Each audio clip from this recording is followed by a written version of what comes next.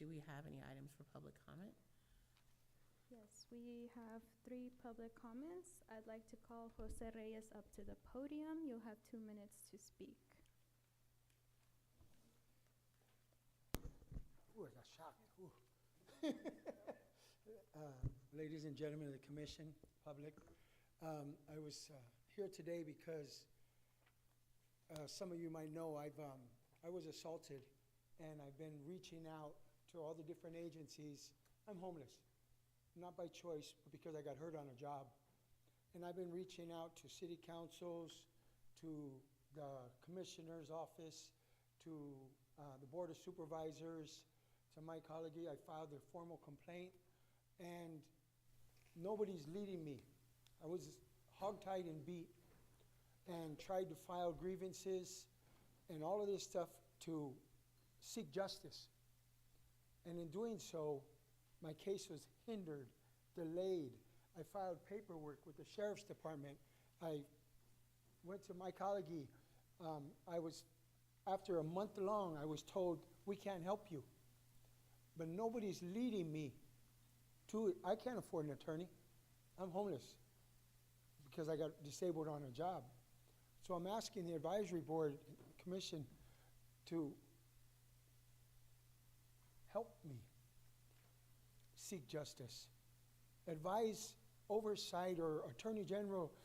All these, I look in the newspaper, and all these people are getting, the attorneys generals or FBI's, the judge Cordell or whatever, all these people to help them. These boards and commissions and supervisories were created to help its citizens. Here you have a citizen that is being bullied, retaliated against, hindered investigations, and I'm asking for help. I'm asking help to seek justice. You've got the sheriff's office against sheriff seeking damages for $5 million. That's a lot of money. I never thought, why am I getting all these cases against me, to have the DA say, district attorneys say they can't help me because they have cases against me. So I'm asking, Mike Collegy's office is looking for damages, filing a claim for $25 million for slander and That's misconduct. time, so if you can just. Yes, I will. Thank you. And so I'm just reaching out to the advisory board and asking, advise them to seek Attorney General, whoever, to investigate this and help me out, help its citizens, that you guys were created for oversight. So thank you very much. Thank you. And have a wonderful day. Madam Chair, could we have his name, his full name? Yeah, we can have somebody, if you just want to collect that, We the have- name, somebody can get his we- name. Thank you. Thank you.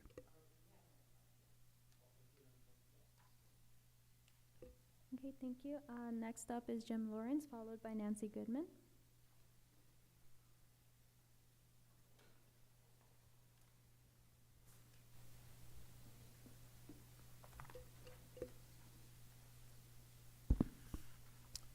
Good evening. Jim Lawrence, Board Chair, Fixin San Mateo County. Honorable members of ICAC, as we stand at the threshold of a significant change with the passage of Measure A to remove our current San Mateo County Sheriff, we're just beginning a much-needed process to dismantle a toxic environment that's been fostered under her administration. Nonetheless, this pivotal moment requires us to go further to ensure that such a damaging situation is never take root again. In light of this, I strongly urge you to join me, to join Fixin, to recommend to the Board of Supervisors to immediately establish a permanent Inspector General's office on or before the new sheriff takes office. This county is facing millions of dollars in liability and claims they have to be addressed, and institutional risk cannot be overstated. To protect San Mateo County from further harm and ensure accountability, we must implement permanent governmental structures that proactively address the issues that led to this current crisis, and it is a crisis. The creation of a permanent Inspector General's office will provide independent, transparent oversight mechanisms and ensure that the necessary reforms are carried out. More importantly, AB 1185, the Board of Supervisors already have the authority to create this essential office without delay. Now is the time to act, if I should say, humbly say, to set a clear course for accountability and establishing a lasting foundation for the county's future. In closing, I hope you will join me, and I trust that you will certainly take this recommendation with the urgency and gravity it deserves. Thank you for your time. Thank you. Nancy Goodman, followed by Raymond Goins. Hi, everybody. Thank you so much for the time. I'm Nancy Goodman. I live in Redwood City, and I'm a member of Fix and San Mateo County. And we brought stuff that she's passing out, our 2024 impact report, and we brought copies for all the commissioners as well as for Tara and Adam and Emma. We're very proud that Fix and San Mateo County has the support of 6 cities, towns, and including the North Fair Oaks Council, East Palo Alto, Half Moon Bay, San Mateo, Redwood City, Portola Valley, as well as more than 35 community organizations and groups. Because of this community advocacy, the board set up ICAC, and you guys are wonderful. Thank you so much for all you do. The next step, as Jim said, is to set up, for the board to set up a permanent inspector general to prevent the kind of problems that we have now and nip these situations in the bud, hopefully. Last year, Fixin also launched the California Coalition for Sheriff Oversight. So there's 12 counties that meet every month, and they're big counties, including LA, Riverside, San Diego, that make up 60% of the population of the state, to really just network and talk about sheriff oversight and best practices. We locally host informational events and go out and give talks and kind of have become the go-to resource for the media. They're always calling Jim, publishing letters to the editor and such, all in support of civilian oversight, which we are appreciative of your role in that. And we hope you can make it to our spring party, so you're also going to get a flyer. We're honoring your chair, Kalima Salahuddin, who is a visionary and community leader in many ways, and it's April 19th. So thank you for your time. Thank you. Next is Raymond Goins, and then we'll move on to Zoom comments. Good evening. My name is Raymond Goins. I'm with Fix and San Mateo County. I'm also system impacted. I want to address the new change that San Mateo County is embarking on with the new sheriff. Our request is that San Mateo County, since it's not embarking on a new change with the new sheriff, that it brings with it Inspector General to have oversight of the new sheriff. So that way things of this nature won't happen again or be restricted from happening again. We need oversight of the sheriff's department in whole heart and totality.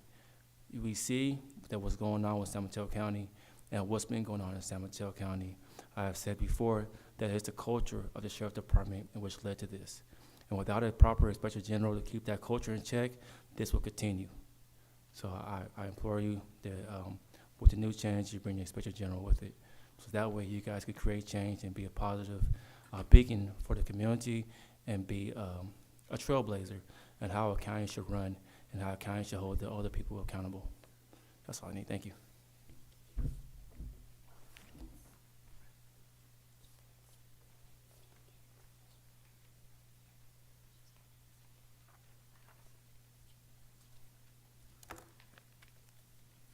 I'm going to move on to, all right, moving on to public comment on Zoom. We have 3 hands, we have 5 hands raised. We'll start with Noble Truth Seeker. We will unmute you and you can begin when you're ready. Yeah, hi, point of information. There's no video online for those of us on Zoom, so I'm wondering why. I'm also wondering why you posted a YouTube link in the opening slide tonight that cannot be copied. So someone would have to hand type in every digit in it to try to get into the YouTube link. And that should have been on the website for the commission with that YouTube link so we can copy it from there. Does anybody know why there's no video except for a slide? And right now, that's a timer counting down.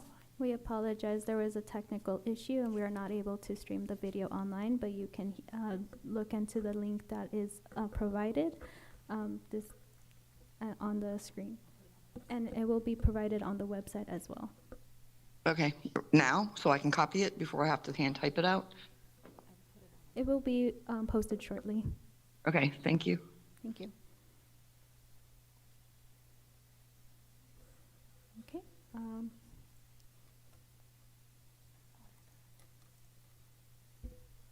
Okay, the next hand is Bill Newell. Please begin when you're ready.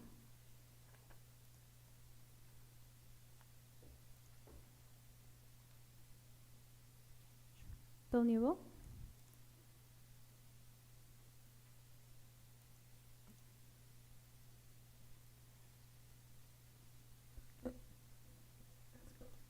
Bill Newell, can you please unmute if you have a comment? We just gave you permission.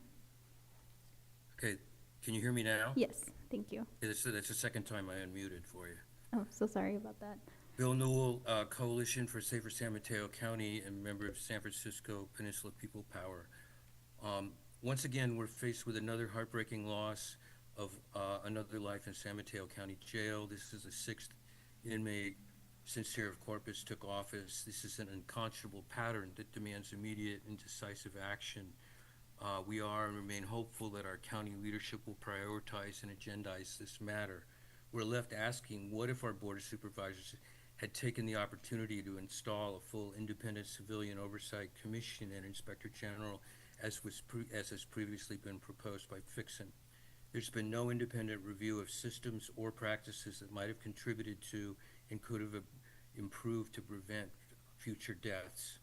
Of the 6 deaths, 2 were by suicide, 2 drug-related. 4 of the deaths were people under age 25. This is totally unacceptable. The jail should not be used as a mental health hospital and a drug treatment center. We need more robust services in the community, and we have them, and a place for diversion from jail for those in crisis. The National Alliance for Mental Health called for an independent review back in July when there was then 5 previous deaths. The most recent death was someone who was about to be transferred to state prison. He was under scrutiny for in custody. His death comes after scrutiny for in custody deaths in San Mateo County continues. Therefore, we're left asking, what if our supervisors had taken the opportunity to fully install a fully independent oversight commission inspector general as proposed? Thank you, and I have full faith and confidence in ICAC that you will respond in a timely manner, and I'm very happy to see you have this as an agenda item tonight. Thank you. Thank you. And before we move on to the next speaker on Zoom, I'd like to announce that the link to the YouTube video is now posted onto the website if you wish to view the meeting. Okay. The next hand raised will be Aram James. Please unmute when you're ready. Okay, I've tried to unmute. Can you hear me? Yes, we can hear you. Okay, so Aram James, retired San Mateo County Deputy Public Defender, member of the Coalition for Justice and Accountability out of San Jose, worked with Raymond Goins today, in fact, meeting with a board supervisor member on the issue of keeping tasers out of the sheriff's hands. But I just wanted to also mention that the first gentleman that spoke, I didn't catch his name. If he'd like to call me, and Raymond can give him my home can assist as well, we might be able to find some assistance for advocacy on his behalf. I totally believe that we have to have strong independent police oversight, but let me tell you, in Santa Clara County, we are paying 5-year contract for Office of Independent Review, around $7 million. This last year we had, now granted, Santa Clara County is twice the size in population, even more than that, 2 million plus, 10 deaths in our jails, 10 deaths. So the problem that you're talking about is statewide. Our prisons are torture chambers. We've allocated our resources in the criminal and justice system in the wrong direction. I also think, in addition, and I've written a piece on this, anyone that wants to talk with me about it, I'm happy to do that, is that we also have to have a police crimes unit in every district attorney's office in the country. There has to be a firewall between the regular district attorney's office and the police crimes unit. They would have the prosecutorial discretion to prosecute bad cops for murders, for homicides, taser deaths. And you know, Steve Wagstack, along with Fox, they will openly admit, at least Steve will, Fox is no longer alive, that in the 40 years that he's been in the office, they've not once filed a case involving a homicide against a bad acting police officer, despite all the deaths and taser deaths. So we need to look at the DA's office as well. Thank you very much.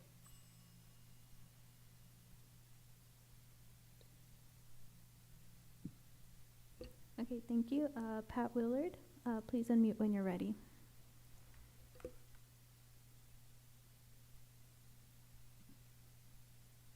I'm Pat Willard, Peninsula Anti-Racism Coalition. Peninsula Anti-Racism Coalition found a dozen oversight commissions of sheriffs and reviewed their ordinances describing roles, responsibilities, and the Permanent Inspector General's role and responsibilities in regard to that oversight commission. The Permanent Inspector General with subpoena power attends all of ICAC or its equivalents meetings to understand what's on the minds of ICAC, to listen to the people who have spoken moments ago about their encounters with law enforcement actions or the failure of law enforcement to investigate crimes against them, as well as investigate officer crimes against the citizens. Understanding this, your advice that you hopefully will make tomorrow or sometime this week is to advise the Board of Supervisors to provide you with a permanent Inspector General with subpoena power. Agree wholeheartedly with Jim Lawrence. Now is the time. So these kinds of things are limited or never happen again. Thank you.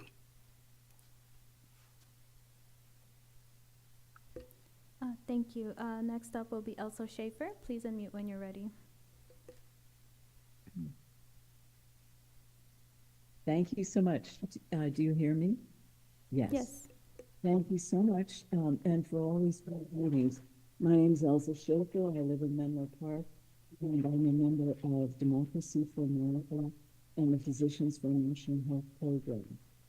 I feel strongly that now is an unusually well-placed time to bring in the Office of Inspector General as delineated by our California legislation, AB 1185, which has now been operative for 4.5 years altogether. It's the same legislation that also allowed a civilian oversight board for every county.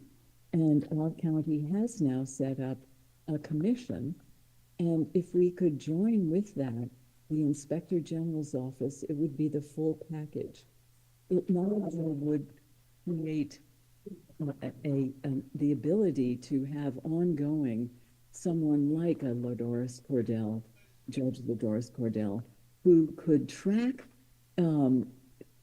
concerns that do come into the sheriff's office, but also be able to use metrics to point out patterns over time that would have helped preclude a lot of the over a year that this took to uncover and then do something about in the sheriff's office.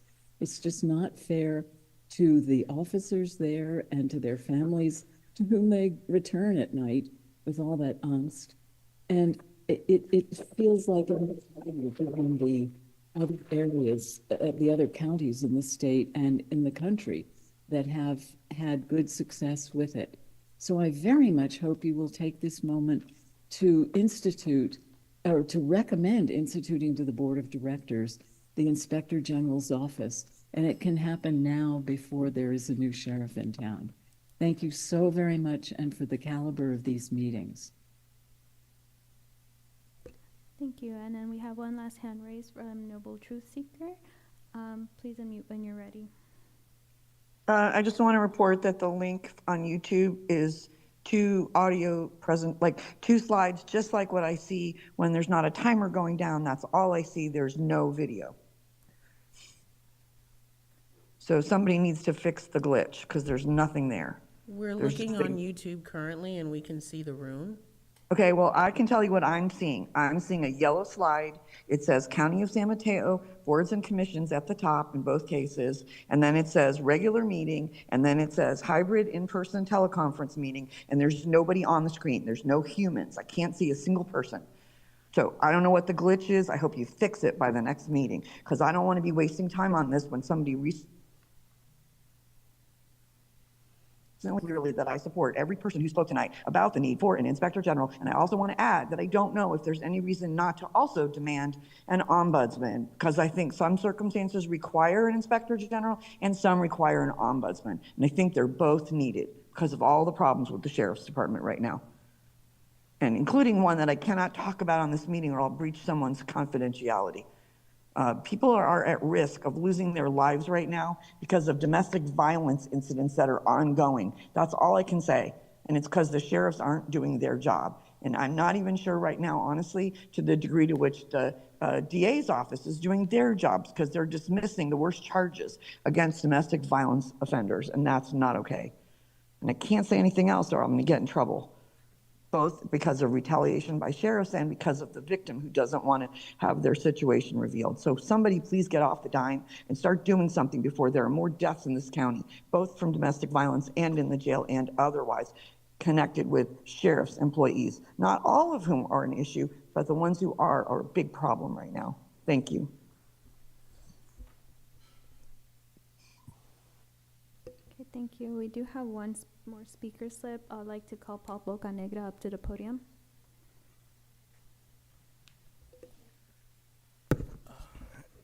Good evening, everyone, and thank you for allowing me this space to be able to speak on general comment. Today, my name is Paul Bocanegra. I live here in Redwood City, down in Eagle Hill with my family and my dogs. And I am a community advocate, and I'm co-founder of Re-Evolution, Youth Outreach Manager of that organization. I work with system impacted youth. And I wanted to echo what many of the community members came here today and spoke on a few minutes ago.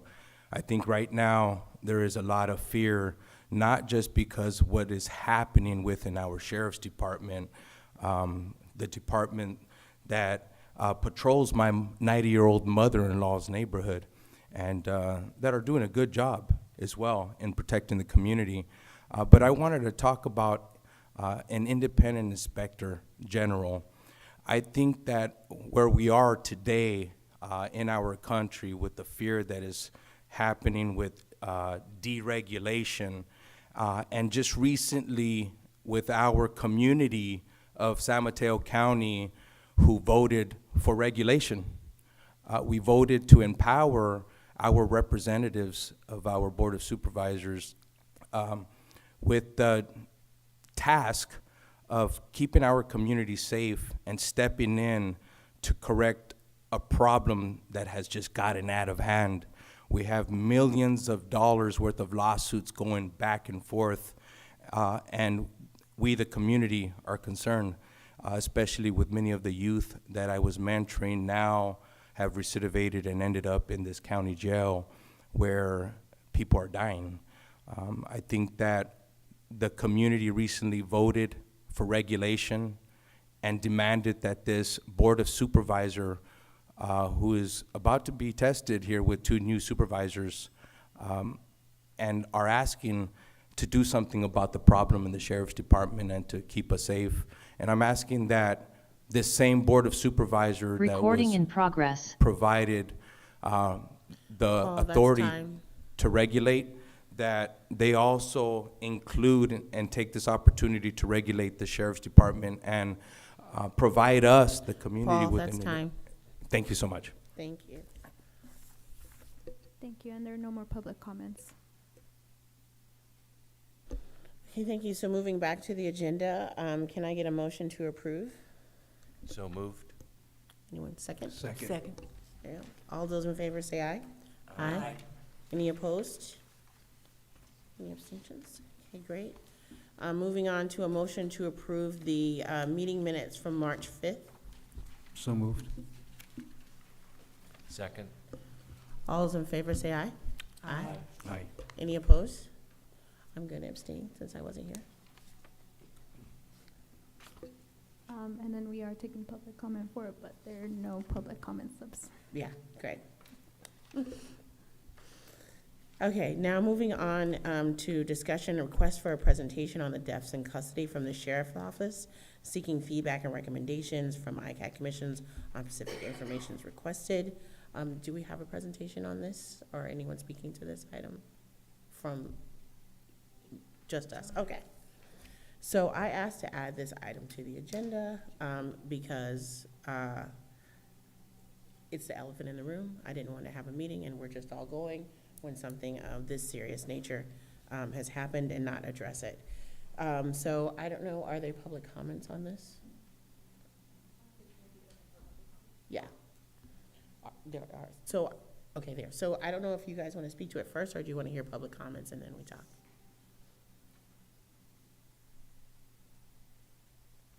I'm happy to hear public comment first. Yeah, okay. Can we do it in that order, please? Okay, members of the public, if you wish to speak on item number 5, please use the raise hand feature on Zoom or submit a public speaker card. We have Jose Reyes, if you can please come up to the podium. You have 2 minutes to speak. Hello, ladies and gentlemen, the commissioner, people. I was in custody just not too long ago, and I was given wrong medication. I was in there for 5 of the deaths, 5 of the people that they say committed suicide. There's a lot of, they're busy, and I know it's crazy in there because of the mental health thing going on, but to have everyone saying it's suicide, there needs to be more monitoring of what's going on, because when they give me the wrong meds, they give me foosbars, they give me all this stuff, and when I went to file grievances on it, they told me it's ungrievanceable. That could have been one of them people that died that's going through drug overdose or whatever their issue, but there's not enough monitoring what's going on. They're always in a hurry. And then when we try to explain to them about the medicine, they say, write a grievance. Everything is about a grievance. There's no taking the time to care.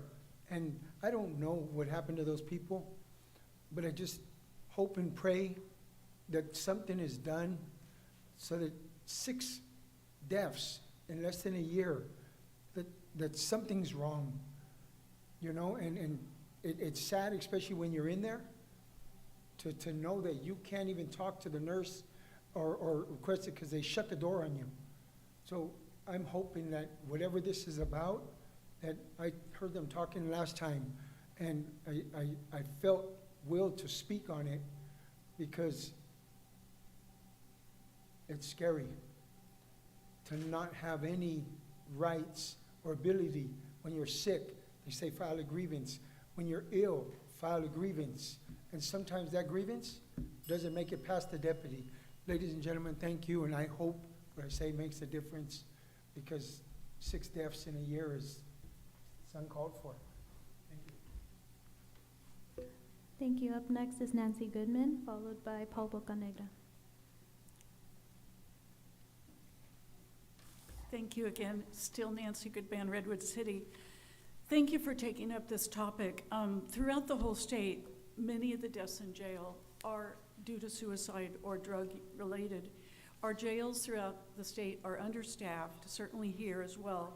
They're not equipped to serve as treatment centers. That's the biggest thing. Our county, the richest county in the state, needs to do better. We need secure clinical settings where people in crisis can be diverted. The Behavioral Health Commission recommended to the board a 24-hour crisis stabilization unit, and NAMI spoke and emailed to ICAC at the beginning of the summer, as well as put it in the paper, that we need treatment centers, safer options to divert people from jail. The jail is not a place for someone with a mental health condition or someone in drug detox. The issue's way bigger than the jail. This is not the sheriff's fault.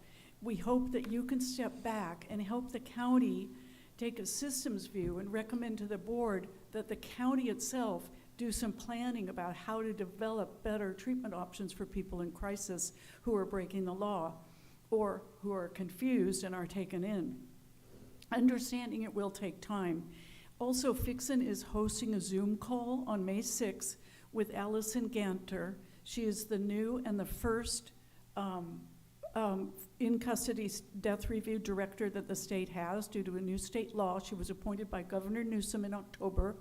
Her name is Allison Ganter, and on the flyer, there's a link to sign up for her talk, which is about reviewing deaths in jail. She will talk about what her mandate is and what it isn't, and I think that will be helpful and informative for all of us. She's done listening sessions in the South, and she's willing to do them here as well.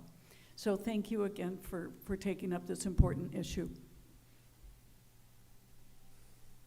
Thank you, Paul Bocanegra, followed by Raymond Goins. Thank you again. Paul Bocanegra, Redwood City. I would like to reiterate, and I would like to commend this gentleman here for taking the time to speak out and being a testimony, a live testimony here of how community members are being treated in our jail that we are investing millions of dollars in.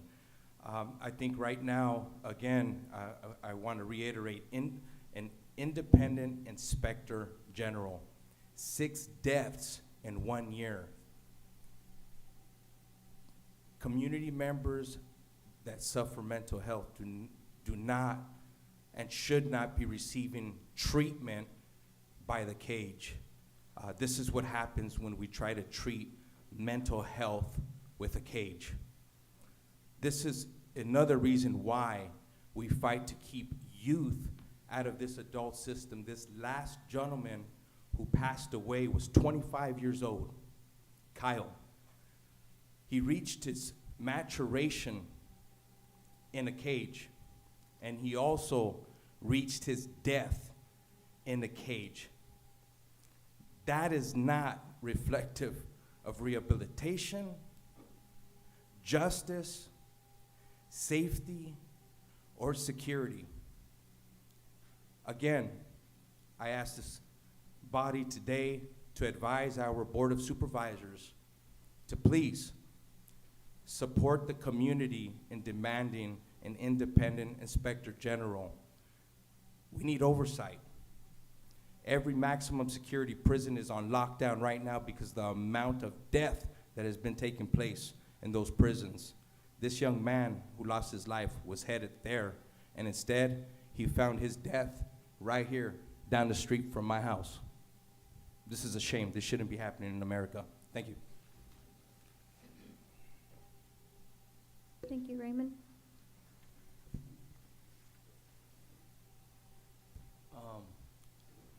In a country where we're supposed to be innocent to proven guilty, how does one go from innocent to proven guilty and turning his time in county jail into a death sentence?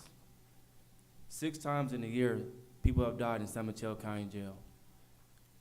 People died throughout county jails throughout the state of California and throughout the United States at an alarming rate. The why? It's because people that are in county jail have been marginalized and not considered human beings by voters. We throw people in county jail and expect them to be rehabilitated. We throw them in county jail, expect them to get help. How does somebody go into a county jail as wealthy as San Mateo County and don't receive the help? How does somebody in San Mateo County Jail who's mentally ill don't get the resources to address the problems that they may be having? How does any county jail have this problem when you're supposed to be innocent to proven guilty? I know that a lot of people in here don't have loved ones or may not have been direct family members who have been incarcerated and have not been impacted by the carceral settings. But I ask you, what if it was your son? What if it was your daughter? Would you feel the same way if they was hanging from a noose and killed themselves in county jail? Would you feel the same way if it was your loved one who killed themselves? If it was your community members who killed themselves? If the person who killed themselves looked like you? If you've been impacted by the carceral setting, you know the damage that being in a cell does to people. You know the oppression that is felt by your oppressors while you're in county jail, whether it be the sheriff department or correctional officers. They treat you when you're in jail like you don't matter. I assume everybody here is highly educated. Everybody knows in slavery, black folks were considered 3/5 of a man. Well, that philosophy still happens in the carceral setting. Human beings are not treated like people, they're treated like animals. And the end result is death. They'd rather escape the conditions of the confinement than to fight for their freedom. There's a lot just to be said about that. Thank you. Thank you. Moving on to public comment on Zoom, we have one hand raised. B. Von Emster, please unmute when you're ready.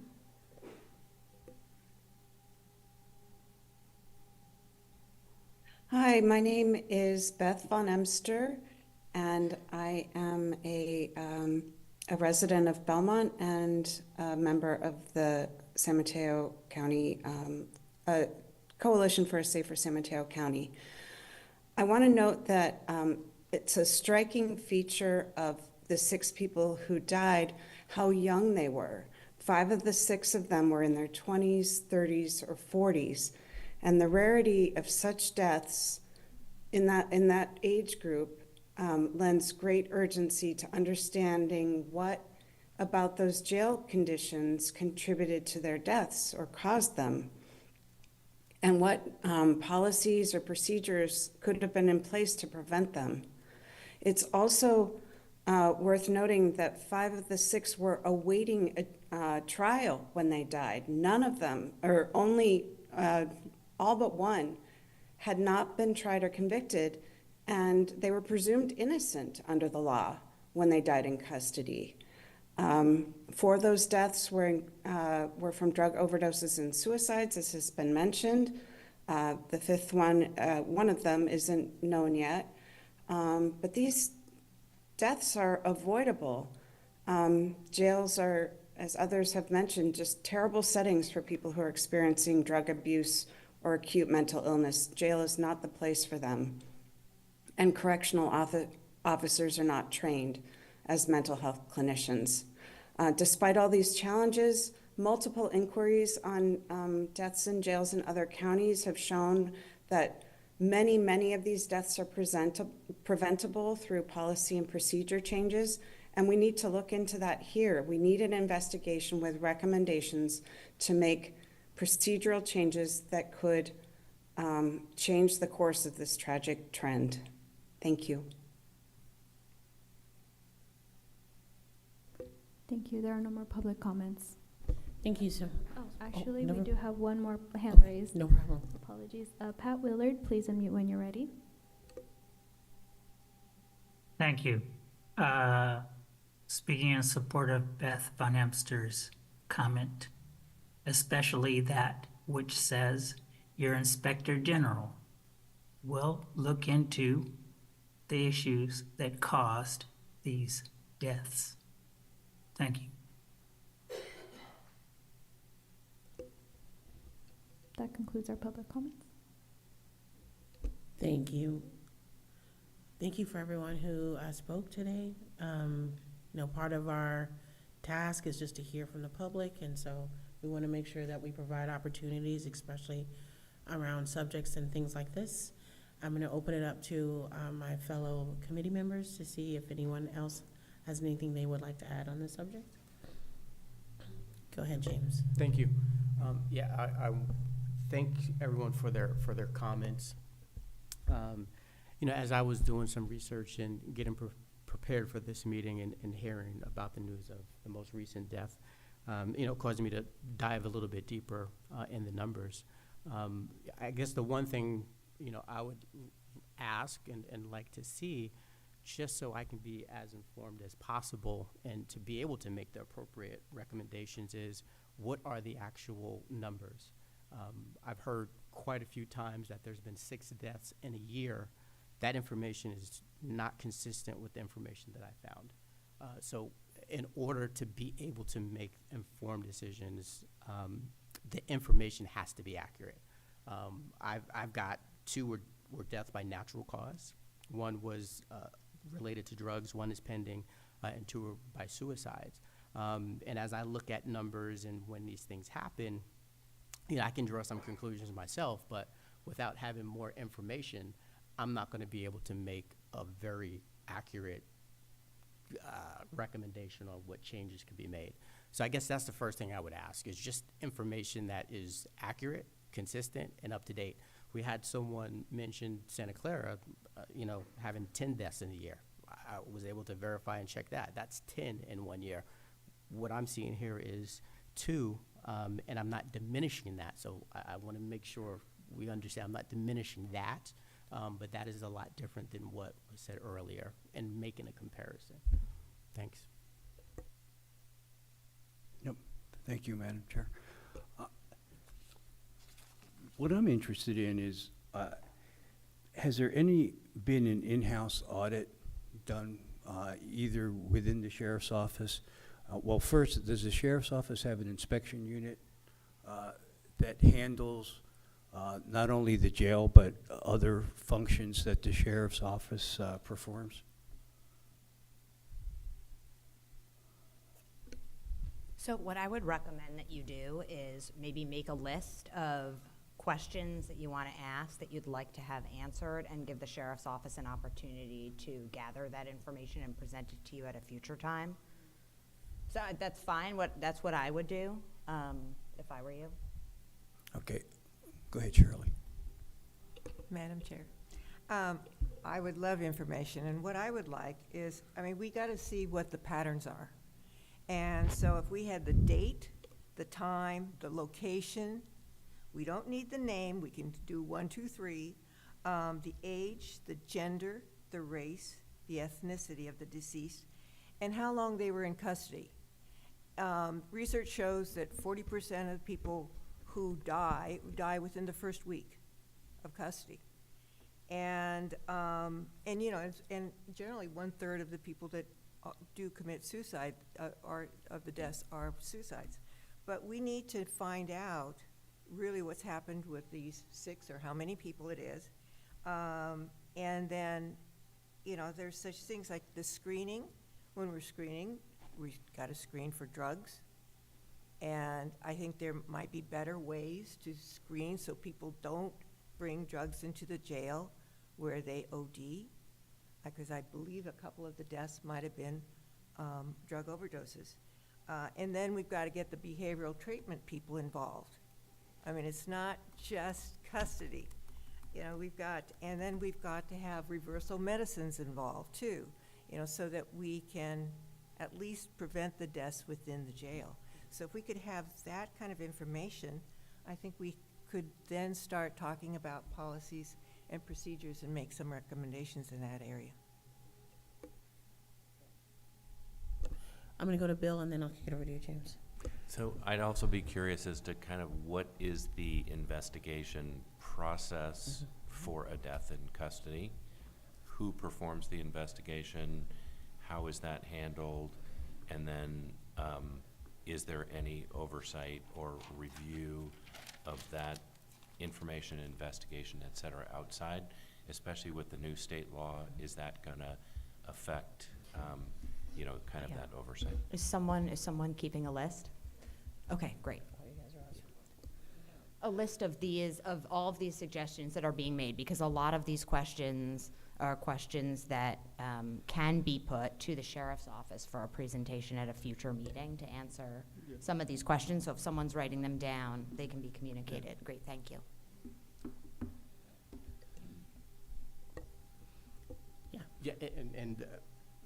I'm sorry, but I found this online on the sheriff's website. So all of the questions that were just asked, they were there. Age, Yeah. race, all that type of stuff.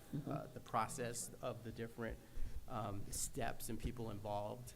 The determination by death is the coroner's office making that determination. So it's all in there in a spirit of being transparent, and that's available to all of us.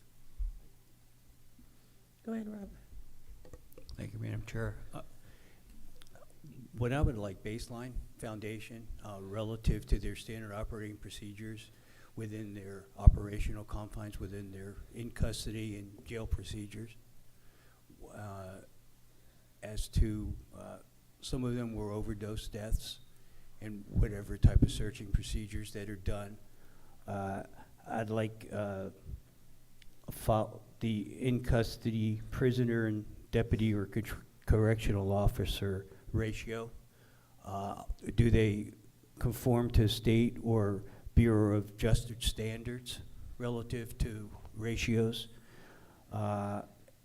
And also, which is not the sheriff's fault, is the follow-up care after they're released out of custody. What type of follow-up is completed after they leave custody? And it shouldn't be the sheriff's office responsibility. And what programs and what type of evaluation process that's done, and the average in custody in the population of how many are actually in custody, and the breakdown either state, local, or if we do house federal prisoners. So I have a whole bunch of questions, Madam Chair. No problem. I think too, maybe, and I can check with Emma where all the presentations are, but I know Dr. J. Africa came and presented to us and talked a lot about and answered some of the questions that you were talking about, what happened post-release. So we may find some of the answers that you were asking about in things that have been presented to us. I know a lot of items have been presented, so I'll see if I can find that presentation and send it back out to everyone to review if you would like. The one question, or not one, but the first question that I have, what I would like information is, what procedures or policy changed after each of the deaths? Were there any changes in policy or procedures after any of the deaths? Is what I'm looking for. You know, I think it's been spoken about from public comment, and it is something that is largely on my mind too, because mental health and the lack thereof in San Mateo County is a big issue for me outside of the work that I do here. And it says something about who we are as a community that our largest mental health facility is in our jail. You know, and that these are outside things that need to be handled so that the burden of having to deal with people who are suffering from mental health issues, it doesn't require incarceration for you to get treatment. So that's not a question you have to look in, that's just me talking. Through the chair, we do have Emma online if you wish. She has her hand up if you. Oh, Emma? Yeah. Go ahead, Emma.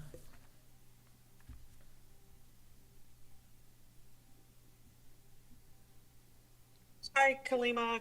Can you hear me? Can everybody hear me? I can hear you. Oh, great. Thank you. And I'm sorry I'm not present. I'm at a conference, so I am sorry I couldn't be there. But I am hearing, and I think that, and I appreciate all the questions. And I just want to, it would be very helpful as we, the sheriffs, come back and do a presentation. I'm hearing a lot of recommendations and suggestions, but I think that what we need to hear is very clearly, what would you like to be heard in the presentation? And I want to acknowledge that many of the questions that are being asked, I think, you know, like we have a deaths in custody that is on the website. We can share all the links that what happens with behavioral health post incarceration and during incarceration. I think that was lengthy, and we have very detailed minutes that also talk about J. Africa's presentation. So I also don't want to replicate the information that's already been shared by J Africa as well as Ms. Wagner.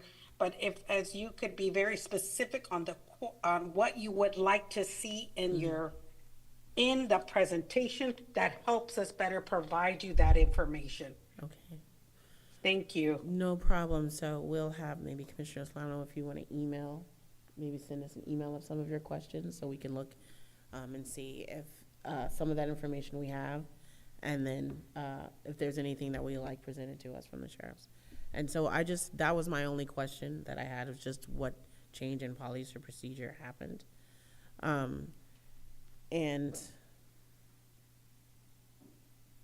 I forgot what else I was going to say because I'm very tired.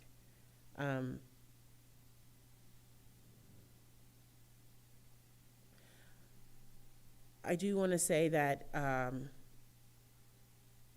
for me, and I know nothing happens overnight, apparently, especially when we're talking about governmental systems. Any system, it takes a while to change. But at the same time, it's very important to me that out of this comes some change, something we can do to make sure that everyone that's in the custody of the sheriffs, because once we take on when we take on a human being, we have to ensure that they're safe while they're with us. And so what can we do to ensure safety, especially for those that are with us waiting for trial? So I'm looking to see if I can get any information on resources or things that are needed to ensure safety of the inmates that possibly is lacking.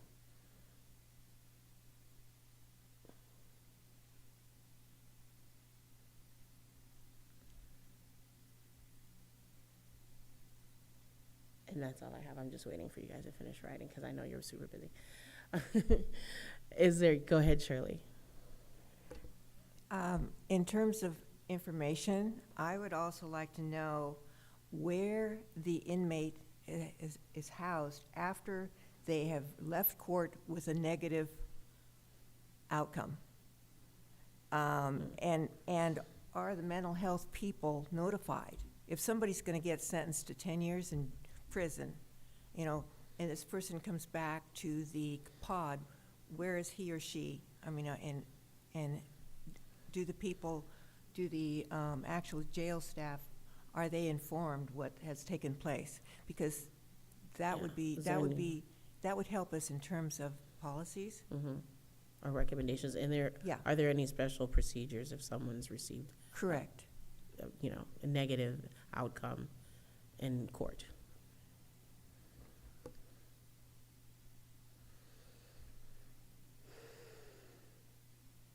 Is there anything else from anyone?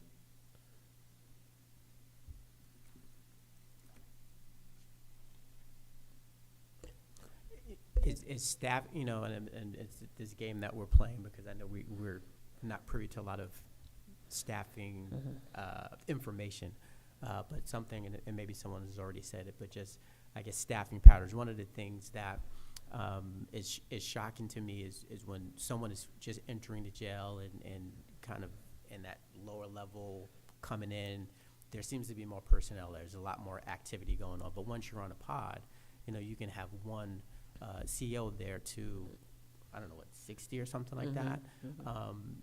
And I don't know what state law is based off of how we can change those patterns to maybe have more personnel to be on the pods supervising to help out, because a lot of things could happen. If you're distracted with dealing with the situation over here, something over here can happen, right? So that is something that I know just in doing some reading, just staffing in general, because it's been slow, it's been low, has been a problem. But as we get up to staffing, is that something that's thought about, increasing able bodies on pods? Anything else? It would also be useful to know on the suicides. We've had 2 suicides, were these people in individual cells? And what was the situation? Are there any cameras in the jail? I mean, like, how could we somehow not have so many suicides?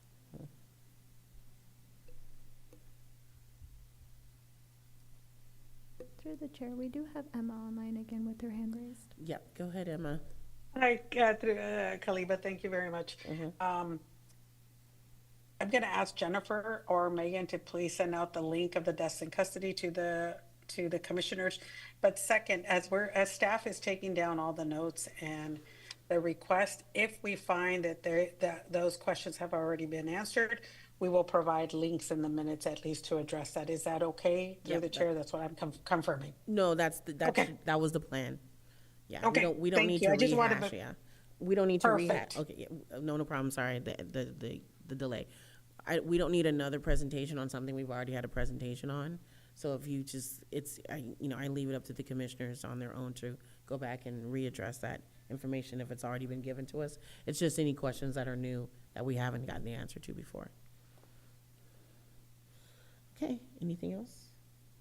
All right, thank you everyone so much. I'm gonna move on to our next item, which is the minimum qualifications for Sheriff Government Code, and I believe we have a presentation. So, Hello. Okay, so there are two requirements that are both found in state law for the sheriff.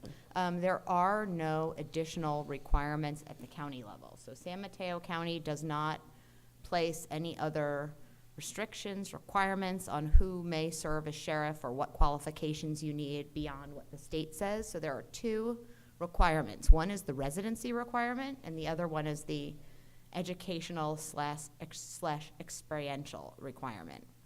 So the residency requirement is that any elected or appointed sheriff has to be a registered voter of the county in which the duties of the office are to be exercised when the nomination papers are issued or when you're appointed to fill a vacancy at the time of appointment. So you have to live here. And now we're talking about for someone who's elected or appointed. and so the time of appointment would be the actual meeting. Would be the appointment by the Board of Supervisors. So we're not talking about somebody who fills in on a very temporary basis, like in the first 30 days. We're talking about someone who is formally appointed.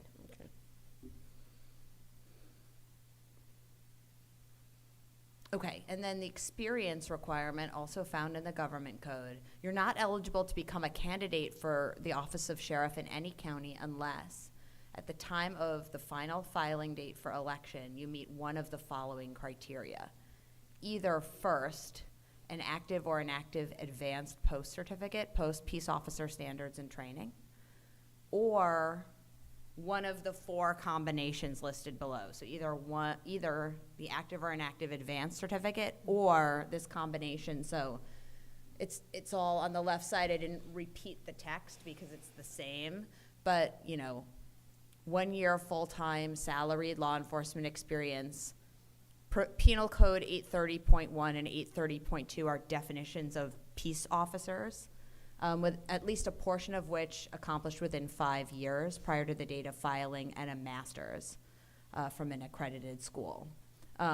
Or as the experience level goes up, a lesser degree of formal education is required, but those are ands, so either the post certificate or one of the combinations here. That's it. And there's no provision in our charter or anything that adds any other requirements to those? No. Okay.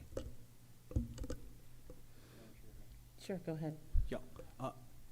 Isn't there in post that there's a 24-month period where the individual that could be appointed could obtain whatever basic course waiver or under California Post, that there's a 24-month time period where an individual is appointed as, let's say, a head law enforcement officer? I know that's gone through a few of my friends that have gone through the National Academy, where they've been out of state and they've been given 24 months in order to obtain the California Post certification. So I didn't see that in the. I'm not familiar with that. Yeah. Yeah, I don't know about that. You mean if someone were a peace officer in another state? No, well, that, and if they were, if they were inactive as a law enforcement officer, Yeah. California Post gives them the time period up to 24 months in order to have that requirement. I'm not familiar with that. Just because the code says it has to be within 5 years, that a portion of the service has to be within 5 years, I'm not saying you're wrong, I'm just saying I'm not familiar with any sort of deviation from this requirement. You're saying if they don't have an advanced one and they need to get an advanced one? If they don't have the advanced post, if they don't have the advanced post certification or the basic post certification, it usually happens for people out of state, or there's under post, there's what they call the basic course waiver, where if they have post training in another state, that they can use that basic course waiver in order for post to waive their experience. But that, none of that's up there. Never heard of it. Okay. Yeah. Yeah, maybe not for sheriff. Yeah. Okay. No, just for Mm-hmm. Except you have to meet these requirements to be elected or appointed. Right. You don't have to have post. Yeah. So, I mean, that says you don't have to have post. Mm-hmm. So your question would work if the person had the law enforcement experience and the master's degree and it was within the last 5 years, whatever, they don't have to have the post certification. The advanced one, yeah. It would depend on what's required by, now, of course, I'm clicking over to 830.1 and 830.2, what's required to be a sworn peace officer under those, under those requirements, so you'd have to read that. Okay.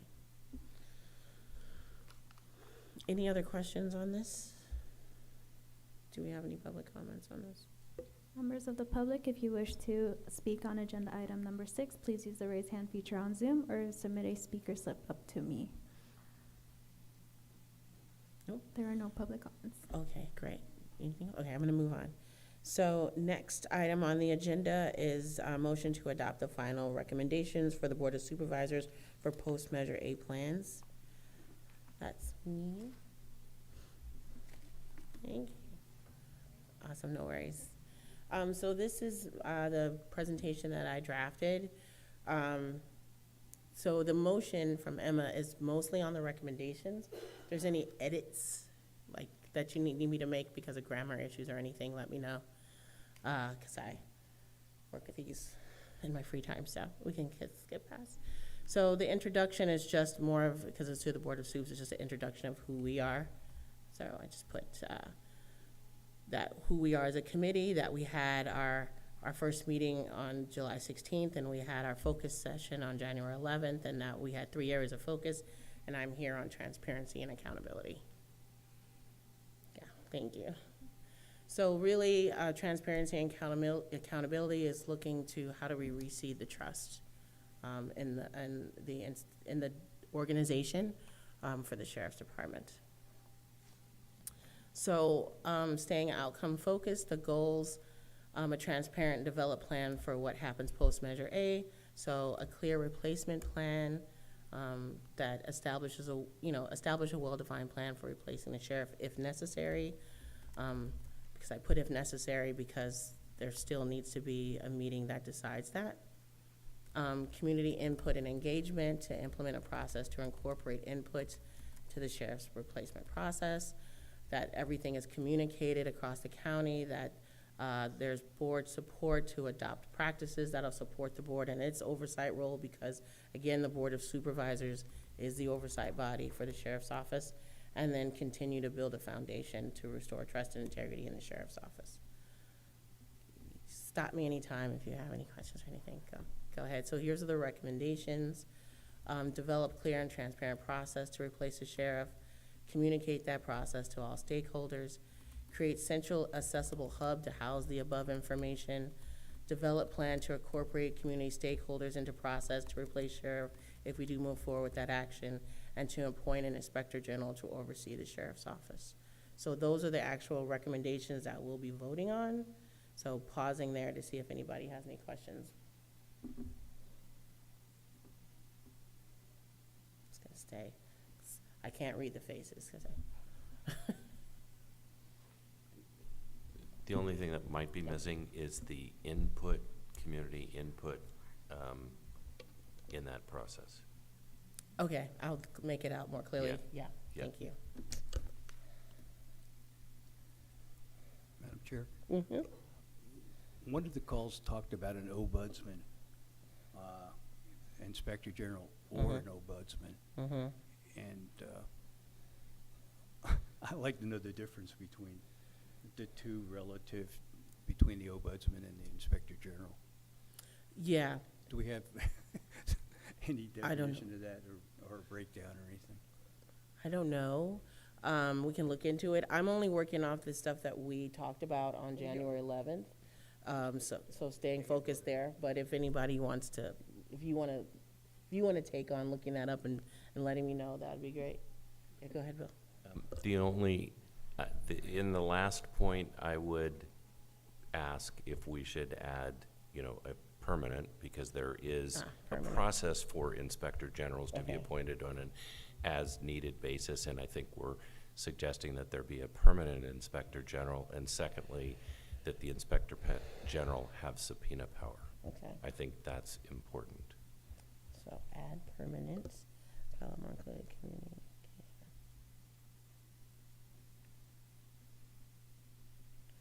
Okay.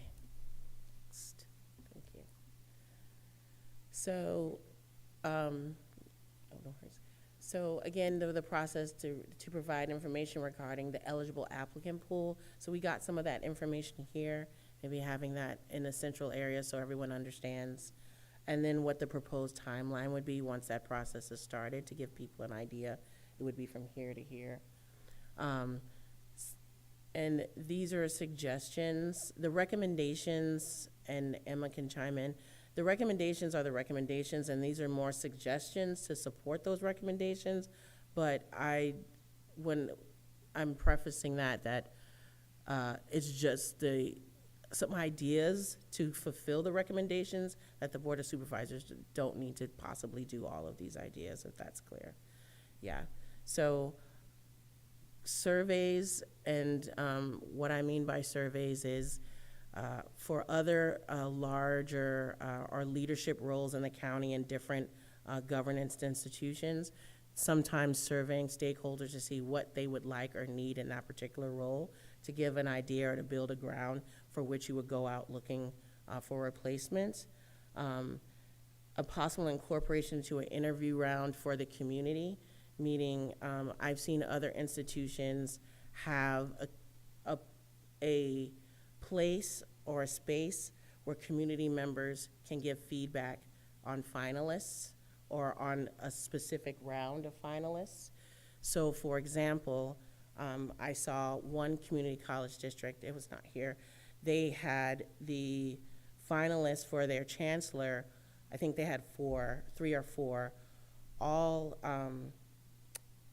do a video where they are answering 3 questions that came out of the survey. So 3 questions that came out of their survey, and they each answered just those questions, and it was a video, so there was no back and forth. And then they had it on the website, and people could just vote on the ones that they thought gave the answer that they thought was most suitable. So one, and the reason why I bring it gives everyone, it kind of lifts the veil back so that people can get a flavor of each of the finalists, and have a level of participation to give, these are the answers that resonated with me. Also making it clear that it's, these are just recommendations, like the Board of Supervisors is the final body and they make the decision, but this is just another way for them to get information to help them make that decision. So that's what I mean, a possible, and that's just an idea, it doesn't have to be that, but any other creative or innovative ways so that the community feels like they're a part of this. Since we're not voting, we're appointing.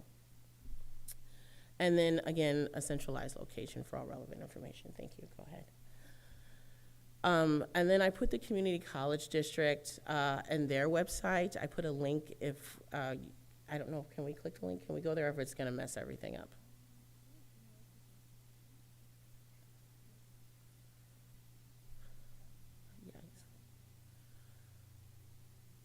So this is what our community college did here in San Mateo County when they were replacing their chancellor. As you can see, this is their central hub. And then they had the announcement there. Oh, you have to share that page. Sorry, no worries. Okay, so this is the page.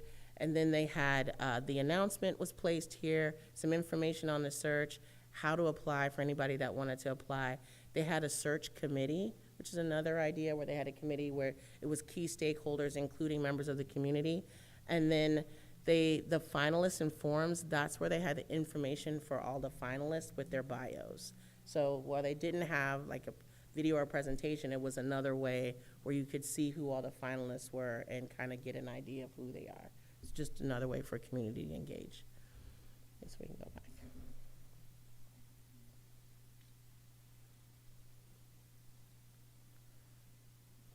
And then next slide. And then the recommendation for Inspector General, and then I can, it's okay. No, it's all right. You can wait, it'll disappear, yeah. So propose the appointment of an inspector permanent, adding the word permanent Inspector General, with subpoena power, thank you. So complaint management, I think it's informative for us to hear the complaints, but we can't take any action or do any real follow-up on them. And so it'd be nice if we had the Inspector General to where they could take the complaints. Right now, we've heard a lot from a lot of different community members, both here and I've heard it outside. And it just makes sense. People don't feel comfortable lodging the complaint with the body that they have the complaint with. So having an independent place where they could do that would be helpful, I think, for us and for the people lodging the complaints. The independence, the inspector would be the independent body, and then freeing up the board for potential conflicts of interest. Right now, the Board of Supervisors, they were heavily involved in this, and so I think if the Inspector General was that independent person doing the investigation and driving what needs to happen, and then they could present it to the board could still keep the perception of its independence in making those decisions on how to move forward. And then we are, the members of the Transparency Committee are still doing research on the potential benefits, and we're gonna send that in a separate so we don't have to go in the board meeting of the whole thing. But these are just some of the few ones that we pulled out. Next. And then just the conclusion, again, the development and implementation of the communication plan, and then the appointing, and we're adding a permanent Inspector General with subpoena power in the role, and then taking these measures, hopefully to help restore trust and integrity in the Sheriff's Office and the board oversight capabilities. And strengthen the board's oversight capabilities. So with that, go ahead. Do us before public comment, or? We can take public comment, or unless you guys want to have any comments on it, do you want to hear what the public has to say first? I think I'd like to hear what the public has to say and then weigh in after that. Yeah, no problem. Thanks. We'll take public comment.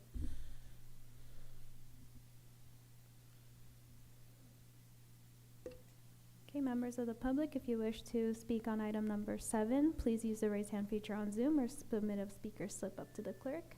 I'd like to call Jose Reyes up to the podium. You have 2 minutes to speak. Thank you again. This is a very important issue to me because transparency and accountability is something that I'm dealing with now. To not have the ability, the county executive's office told me that they didn't have the ability for accountability over the sheriff's department. While I was in custody, I wasn't allowed to get my grievances past a sergeant. They said it's ungrievanceable, but yet the law states that any act of violence or assault on an inmate is a grievanceable matter. If we had accountability, then issues like that would be known to the committee and to the body, to where the public could say, wait a minute, what's going on? The Inspector General should be a mandatory in situations like this, to be able to have him look over a body that my complaint was filed to the sheriffs about the sheriffs. My grievances were filed to the sheriffs about the sheriffs. And it's not getting anywhere. So to have accountability and the people to be able to have a choice and say so about who's being our sheriff is very important also. To you guys select a choice of whoever, and the people have say so. That way, there's no, I've noticed in this system a lot of bullying, retaliation, power abuse. And it shouldn't be allowed. So we need to really focus on this accountability, the transparency, the Inspector General, and I'm asking, appoint them permanently. Thank you very much for listening. And Thank you. Up next is Trina Patton.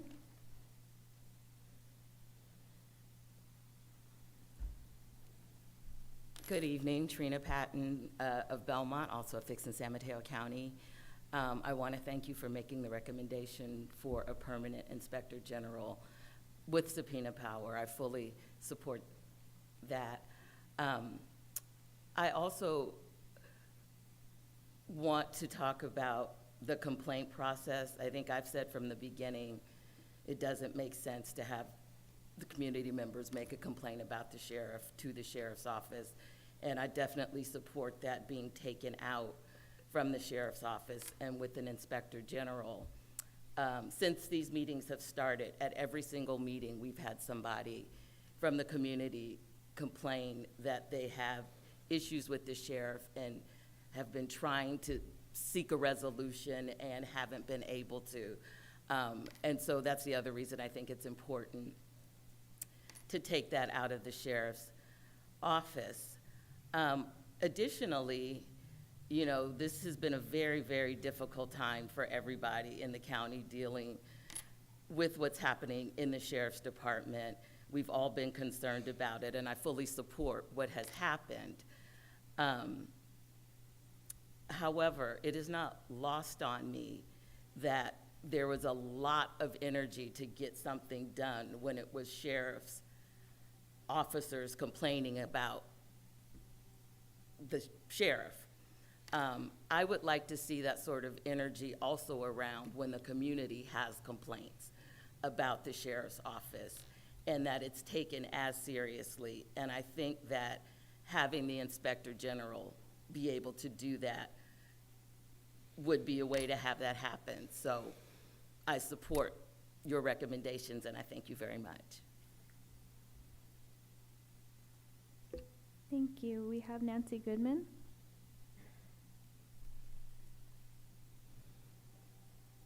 Thank you. I'm Nancy Goodban, and thank you for the recommendations from the Transparency and Accountability Committee. I also support them, particularly the independent ongoing Inspector General, because that's the person. I talked to somebody who's an Inspector General in Sonoma County, and he said he's never heard of an ad hoc Inspector General. It's really important to have someone that's there. Like in Santa Clara, they work closely with the sheriff, in Santa Cruz too. And it's a positive relationship, and then you have an ongoing relationship, and if there's issues that come up, they can be tackled before it ends up with all these lawsuits. So that's the reason that it should be permanent and ongoing.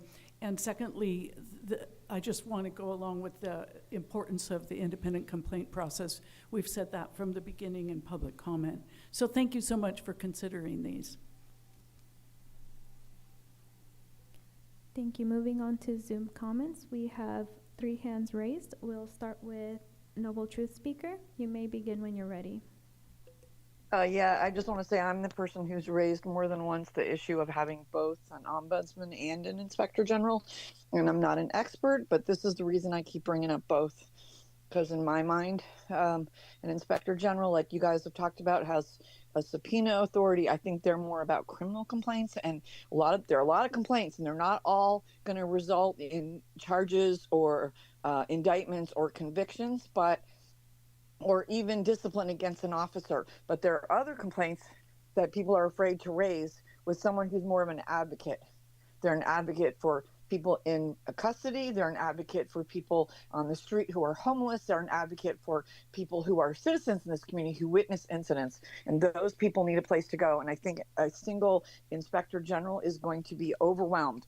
And I think having someone on an ongoing basis who's an advocate, and they can then funnel the things that turn out to be criminal complaints further along. It just gives another avenue for people to report to someone who's independent of the sheriff's office and who's independent. And if you're looking for more information, I know there's an ombudsman in San Mateo County for long-term residential care residents.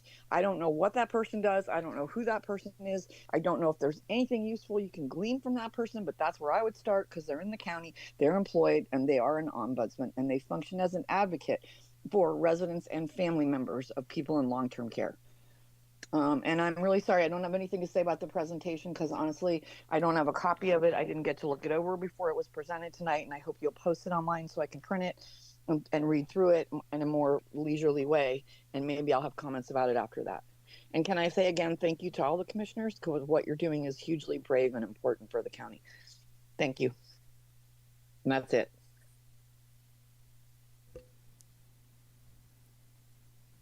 Thank you. Next up is Beth Von Emster. Please unmute when you're ready.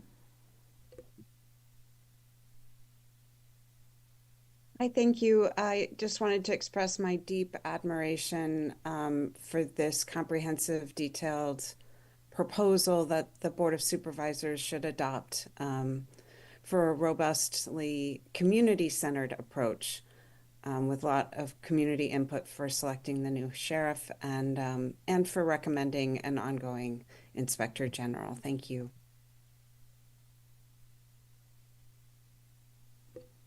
Thank you. And next speaker will be Pat Willard.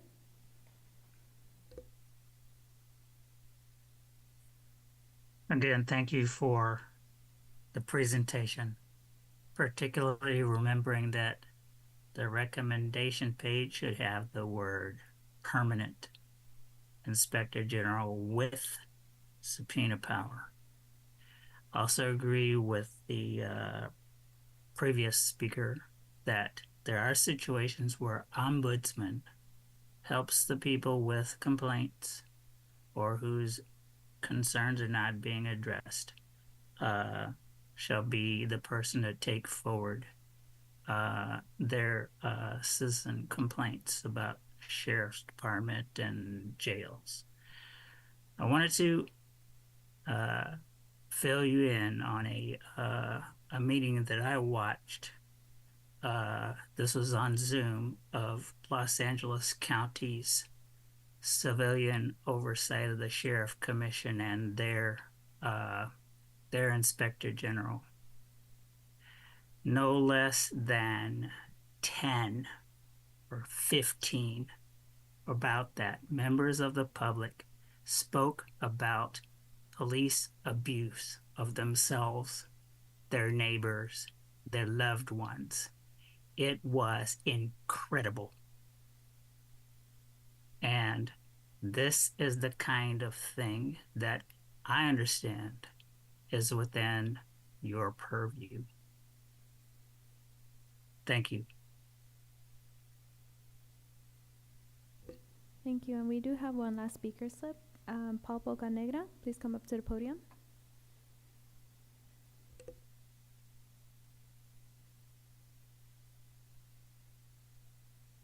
Reinforce everything that what has been said on this item, and I'd also like to state that this county voted overwhelmingly for intervention and regulation, and I think tonight you have heard that the community who has shown up has overwhelmingly supported this commission's move to recommend an independent inspector general to assist and partner with our sheriff's department, who is struggling right now in its leadership. I think that this recommendation would send a clear message from the community, as well as you all here who represent us, that we seek change, that we seek safety, that we seek stability, and we seek security here in this county. And we depend on this sheriff's department and all of our deputies that show up to do their jobs and protect us.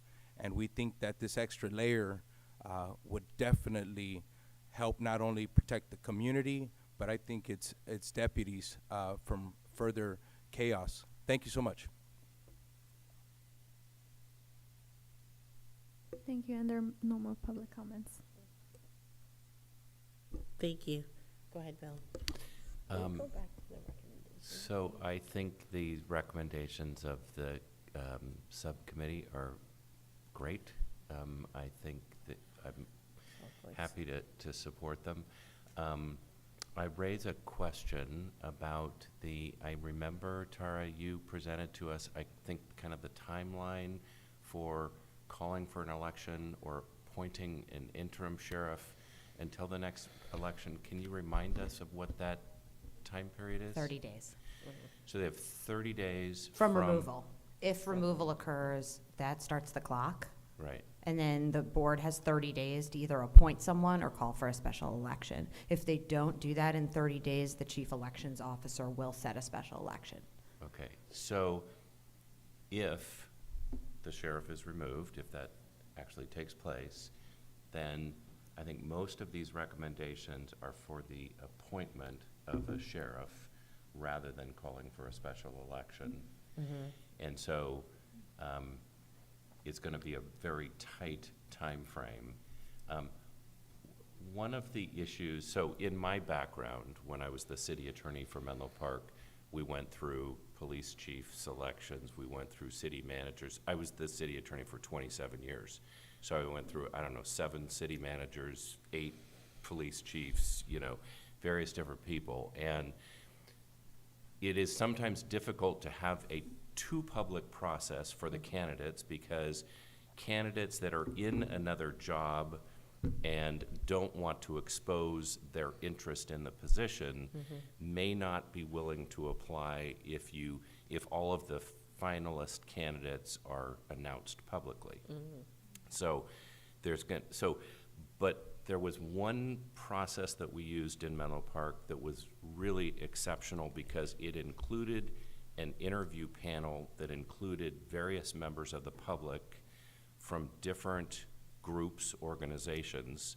So it was representative of the community and various stakeholder groups, and everyone signed a confidentiality agreement so that the candidates then were not openly disclosed until the final person was selected. And then that group met with the city council and gave their recommendations and their feedback on the finalist candidates. They went through each candidate, gave their feedback and input, and it was a great process because it involved the community, it involved stakeholders, and so it wasn't just a closed process, but it also protected the applicants, and I think it ended up with a better applicant pool.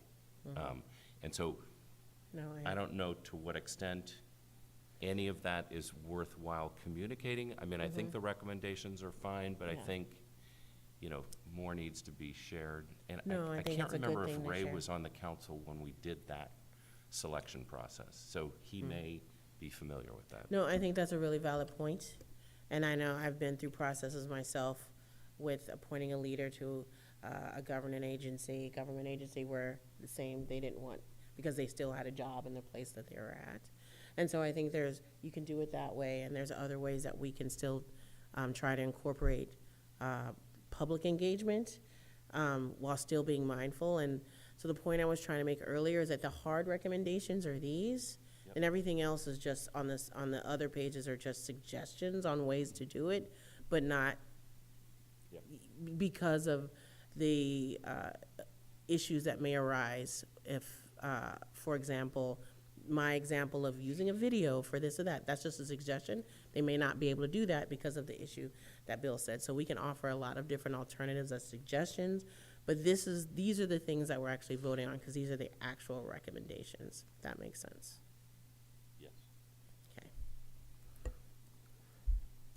Yeah, and I'm still a little need clarity on even that process, because it seemed like, there is an order of folks that are on staff already that you have to go down. That was what my understanding was. Sheriff, I think, the next person in charge and like that. And then when we're talking about replacing it, that's a whole different process. So there needs to be someone who fills the position once it's vacated. Right. And then there is potentially this process. But that's only for a max of 30 days. Yeah. I get that. Yeah, I'm only talking about the permanent replacement. Okay.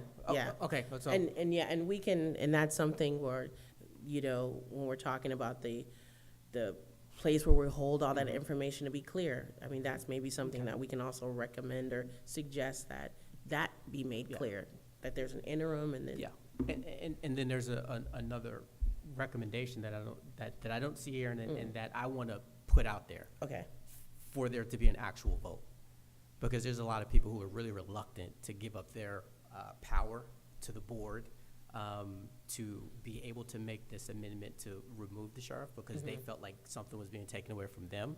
So if someone is coming in, that's the ultimate community stakeholders engagement. That they're actually going to vote for people who put their name in the hat to want to run for this position. So I would love to see that as a recommendation as well, to be considered. I didn't research that, so we can, and it wasn't something that we discussed on the, Totally get that. work study. But we can, I think maybe if we want to add it to something to discuss at our next meeting to. However we need to do it. Okay. Because things change so fast. And none of this is really like, okay, we're learning on the go. And as I've collected more information and spoken to people, that is something that a lot of people really would like to see happen. You know, that they have that authority, that it's not being done for them. So, and that is technically a part of replacing or getting a new sheriff in office. And I'm not sure what research need to be done for that. I don't want to make a recommendation that says people feel we should replace the But that's part of the process, that's an option. So I would like to see if that option could be on the table for people, for the board to consider. And so I just want to be clear that my recommendations isn't taking that option off the table. That's why it says if necessary, because they may go for a vote. Okay. And all I'm saying is I would love to see it, just like we want to put a permanent inspector general on there, so it's there, so folks know that it's there. And it's not, is it a possibility? So I'm trying to get clarity. You want us to recommend to the Board of Supervisors that they not appoint, that they only do it by vote? That's a strong consideration, yeah. Because it seemed like when we make these recommendations that this is all that we're talking about. We're not recommending the whole menu of what they have at their disposal. And I think I just wanted to make sure that you're clear that I'm not making a recommendation one way or the other. I totally get that. Yeah. And this is not a personal thing. I just want to make sure that we have all of the information out there for it to be considered at the same time. Just to finish my point, I'm not making a recommendation one way or the other. I'm leaving it up to them. I don't feel comfortable making a recommendation on whether they should appoint or do it a vote. Because I'm like, what data, what am I using to make that recommendation on whether they should appoint or whether they should go by a vote? This is more like, if you choose to appoint, this is a process in which I think would be best to do that process. If they choose to just go ahead and do another special election, then it's not, that recommendation is not necessary. And I guess from my perspective, when I signed off on that, is as Mhm. if this is all I'm suggesting or recommending to them. Okay. So that's what I would not feel comfortable saying, I am for recommending just this. Okay, okay. when we get to it. Sure. No, I'm fine. Go ahead with, unless. So, I mean, we may want to start with a first bullet that said, you know, decide whether to replace the sheriff or call for an election. And then if you decide to replace the sheriff, here's a recommendation for the process. Does that work? That's fine, yeah. Yeah. The question I have under the first one would be, who would, during this process, who would be the repository for individuals that would be interested if it did come to that point? How would that be processed? Would it be processed through HR, through the county, or would it be done through the clerk of the Board of Supervisors, or how would that? Well, and You mean for the appointment process? Like if the board decides to appoint someone? If, let's say, the Board of Supervisors voted to remove, Okay. what group would be responsible for recruitment or solicitation relative to fill the either temporary or interim position? For the first 30 days you're talking about? For the first 30 days. I can't answer that. I can't speak for the, yeah. No, permanent replacement would be something different, because they could come up with an election or something. But it's during that time period that there isn't anyone. I thought there was a statutory appointment process that it's automatic who serves As the during that- interim, in as the first interim. 30 days. He's now talking about the interim. This whole thing has to do with the permanent Right, replacement. that's right. So on an interim, my understanding was that the undersheriff automatically serves as the acting sheriff for whatever that period of time is. period. from 0 to 30 days. Unless that person declines. Right. That's my understanding as well. You go to the next available most senior person to serve as an interim. Okay. So just to get clarity, we want to add a bullet that says, decide whether you're going to go to ballot or appoint, and that would help. Okay, so I'll add that bullet to the top. And then if you're going to appoint, develop a clear, would that work? Right. Instead of the, Yeah, and then drop the if necessary. Okay, so I think what I'm gonna do is I'm just gonna edit this some more, because I'm trying to wonder, and it's also trying to get feedback from Emma and the staff on when do I have enough time to bring it back to another meeting and still get it in front of the Board of Supervisors in time to inform a decision? I don't think anybody knows that for sure. Okay. I'd be speculating if I answered you one way or the other with certainty. Okay, so we can are we okay if we edit it now, or do you want me to? Because I'm just a little nervous that I won't have enough time to bring it back. I personally, I'm comfortable delegating to you to finalize the wording. I think you understand that we want to start with, the board needs to make a decision whether to hold a special election or to appoint the sheriff. And that process needs public input in making that decision. Yes. And, then, so maybe just adding kind of with public input. Yes. And then, if the board determines to appoint, develop a clear and transparent process to replace, And then take off the if communicate, necessary. create, et cetera. Yeah. And then And in then the last bullet, just expand that per permanent and with. Permanent with subpoena power subpoena and, yes, and, And so I think personally, I would move, if it's appropriate to make a motion. With those I'd edits. move with those edits Yeah. that we make the recommendations as we've just discussed the modifications, and authorize the chair to wordsmith it with, Emma's assistance and finalize the wording to present to the board whenever you deem appropriate. Yes, I'll do it as soon as possible, and I'll send it to Emma to send out to all of you. So, Madam Chair, let me clarify this. Mhm. We're only talking about this one page, right? Because these are the recommendations. That's one page, not the Yes. other side. Yeah. That's great. Thank you. So does anyone second Bill's motion? Thank you. All those in favor say aye. Aye. Any opposed? Great. Thank you guys so much. I will work on these edits, and then as soon as I'm done, I will send it to Emma, and they'll send it out all to you, and we can place it online, et cetera. Thank you for all your work on No this. problem.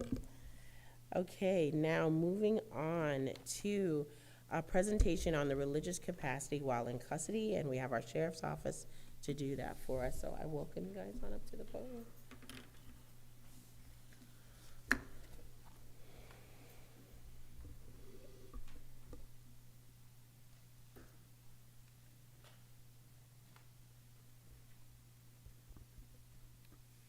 Right, good evening, Commission. Thank you for providing us this platform and opportunity to present our religious services in our correctional facilities. I just want to introduce, to my left is Anna Zaretsky. I kind of butchered it, sorry about that. And to my right is Melissa Wagner. She's our our program services manager. And I'm John Sebring. I'm the lieutenant over at the Maple Street Correctional Center in our Corrections Bureau. So thank you for giving us this platform. And Anna, you want to get us started? We're actually going to be sharing the microphone tonight. I just want to review that we're going to start with the laws. Tara will walk us through the laws that govern providing religious services in custody. Oh, thank you. That would be great. Thank you. More like watch the dog.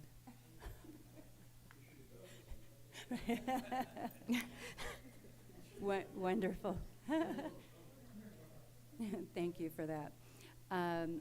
After that, Anna and I are going to go over the religious services that are provided. Then Lieutenant Sebring will go into a little more depth about how those services are provided within a jail operational setting. And then we brought 3 slides just to review some data of July 1st through the end of February of this current fiscal year. So with that, I will turn it over to Tara. Okay. The basic law that applies to questions of free exercise and custody is RILUPA, common spelling. RILUPA stands for Religious Land Use and Institutionalized Persons Act. It was passed in 2000. And the basic premise of the law is that an incarcerated person's right to exercise their religion needs to be balanced against the government's interest in operating a correctional facility. And the general rule is that the government may not impose a substantial burden on religious exercise of prisoners unless that burden is in furtherance of a compelling government interest and is the least restrictive means of furthering that interest. And that's because it's a constitutional right. So RILUPA set up a 3-step inquiry with respect to any challenged restriction on religious practice in state penal institutions. Can you guys advance to the next slide, please? Great. So the 3-part test is, does the restriction that the correctional facility is setting place a substantial burden on religious activity? If the answer is yes, then how important are the government's reasons for imposing that restriction or not allowing someone to obtain some sort of religious service or some sort of religious accommodation? And then 3, even if the government's reasons are very important, is the government able to accommodate the practice to some extent without unduly compromising its objectives? In addition to RILUPA, you also have the California Code of Regulations, Title 15, which applies to carceral settings. So state regulations direct county jails to, quote, develop written policies and procedures to provide opportunities for incarcerated persons to participate in religious services, practices and counseling on a voluntary basis. So that's Title 15, Section 1072 of the CCR, California regs. So, and the Sheriff's Office does have a policy in its Corrections Procedures Manual, but ultimately, sort of each request is taken on a case-by-case basis. Of course, sometimes there's repetition or things you see over and over again. But ultimately, the assessment is highly fact-intensive for what the request is, what's the person asking for, how reasonable is it, how reasonably can it be accommodated, et cetera. Great, thank you. Next slide. Okay, so in the Sheriff's Office, we partner with the Service League of San Mateo County to offer our incarcerated population religious services. As part of that work, the Service League does have a full-time religious coordinator in addition to their corrections manager, Anna, who will speak on a few things in a moment. But when providing religious services in custody, there are so many different point people or units within the jail that work together to make it all happen. So there's obviously the corrections management, there are the correctional officers, the classification unit, program services, and then, as I mentioned, our partnership with Service League and the many volunteers who come in to provide those services. And Anna is going to go over just a high level of a few things that are offered in this avenue. Next slide, please.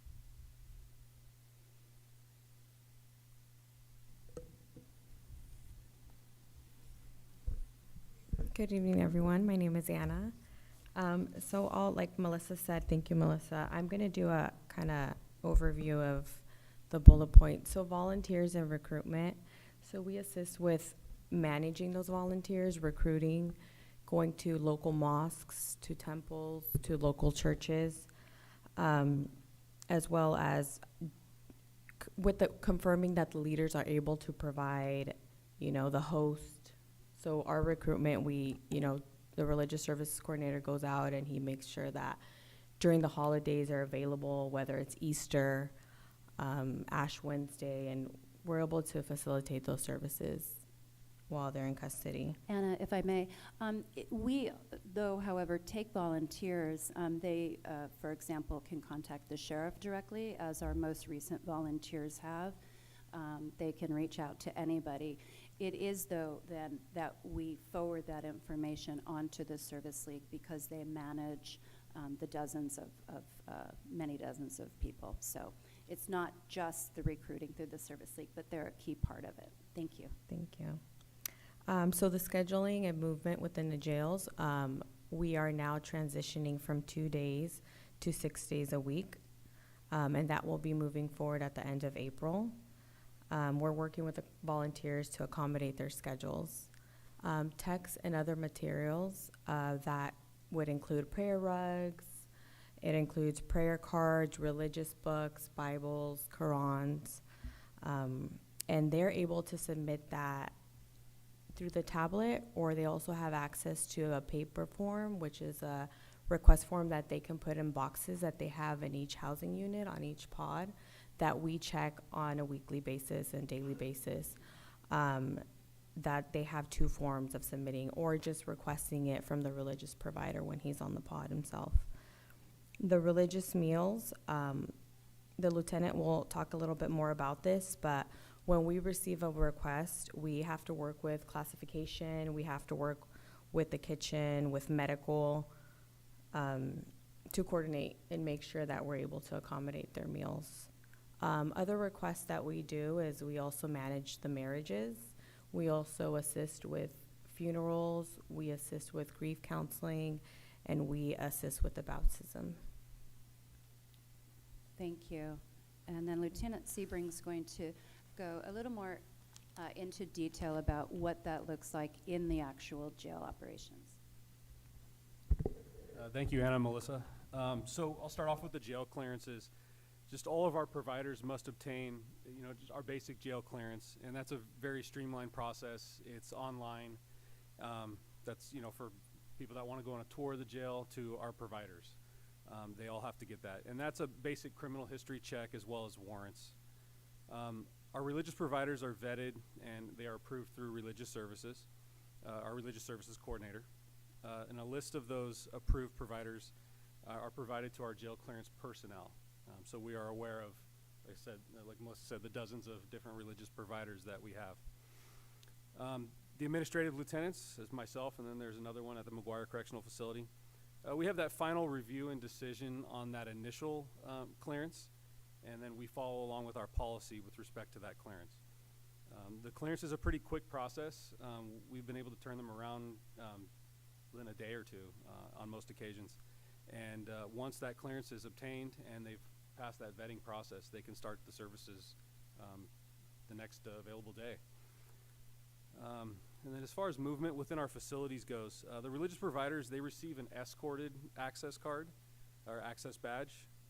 That means a staff member, escorts them to where they're going. And then, when they're on the housing unit, there is obviously a deputy there, not so much listening in on what services are being provided, but just there for safety and security. And then when they're finished with the service they're providing, they are escorted by a staff member out of the facility or to their next location. Some of them go from one housing unit to another. Just depends on their time and availability. And again, we keep in mind, obviously, the safety and security of the incarcerated population is our top priority, along, obviously, with our providers, the staff, and the facility in a whole. Moving on to review of religious materials and requests. All of our religious requests are routed again through the services coordinator via a request form.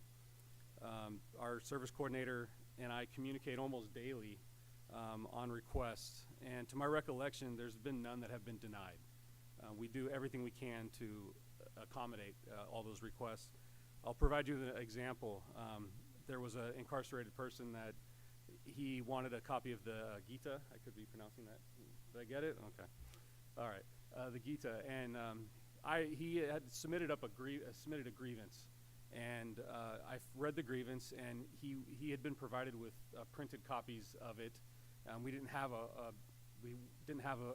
hard or a actual copy of it available, and he had also been provided it on a tablet, but he wasn't satisfied with that. So I was responding to this grievance, and I went to my lifeline over here, Melissa, and I had actually reached out to our coordinator first, and we had not received any experience with that in my position. I wasn't aware of anybody that had been baptized while in custody at San Mateo County, anyways. I did some research, asked my predecessors, and no one had also heard of that. But it didn't seem like a big ask, and we spoke with our religious services coordinator, and we're in the process of making that happen. So that's another positive outcome there. And again, Anna spoke about wedding ceremonies. There's been dozens of those over the years that I can recall that we've coordinated. And again, the request for head coverings, prayer rugs, and different versions of literature, different formats of it, those are all something that we do daily. Again, this is all done with collaboration and effective communication and teamwork with our custodial staff as well as our partners. Another example of this is we just got done with Ramadan. We provided the Ramadan services February 28th to March 30th at sundown is when it ended. 28 incarcerated persons participated. Again, this is my first year doing this, so initial thought, I was like, how's this gonna work?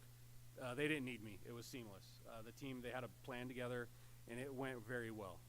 The inmates became aware of it through our tablets and by the pod staff telling them that it was coming up and reminding them. And we even had some incarcerated persons that started late. I'm not quite sure how that works out with the process, but we allowed them to start late, and we got their meals and prepared, and it was really not a big impact at all. We didn't receive any complaints about that process. I was worried about it, but again, it went seamless. And again, all the requests are equally considered and accommodated. Just to touch up a little bit more on religious meal requests. Again, those requests are made through the religious provider coordinator. Once we receive that request, I start coordinating it, and it goes to our medical team to make sure there's no medical concerns, as well as our commissary folks, just to see what those people are ordering on commissary to make sure there's not going to be any problems there. That process it's pretty, it could take a few days, up to maybe a week, but it moves pretty quickly. Again, that's all in collaboration with medical and commissary to evaluate. And once that's approved by our religious coordinator, we notify the kitchen, and that change is made. It's made whenever I've requested it. The next meal has been processed for that religious request.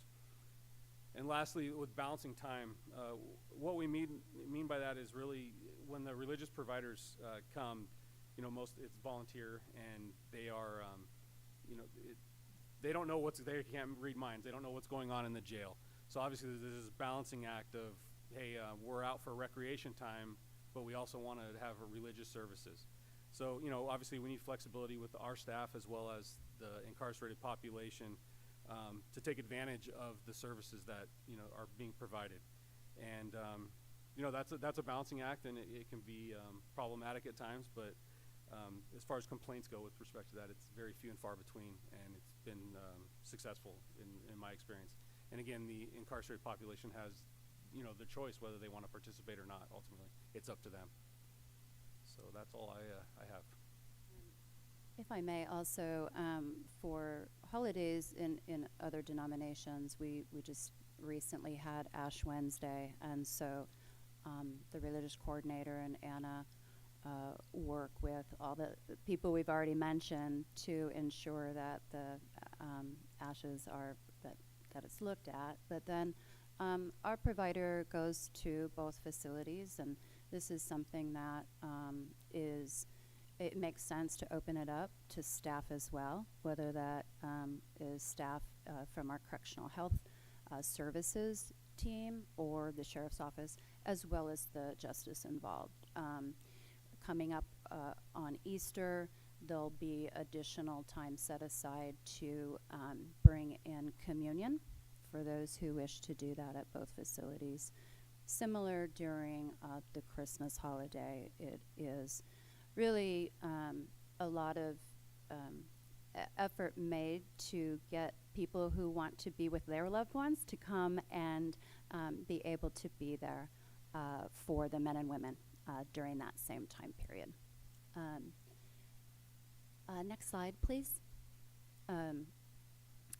So we have 3 slides of data that goes through the end of February of this fiscal year.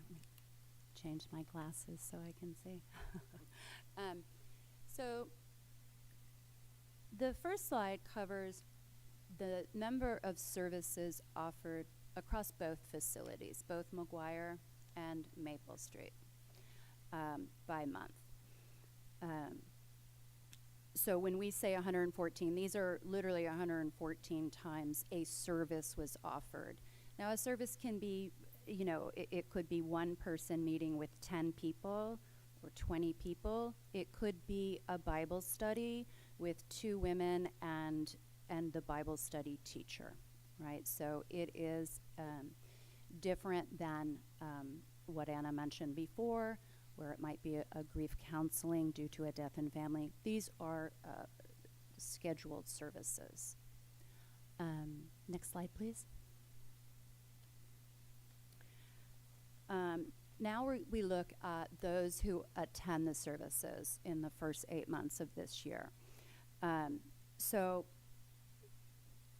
we talk a lot in corrections and with the Service League, and I know the Service League does with the religious subcommittee.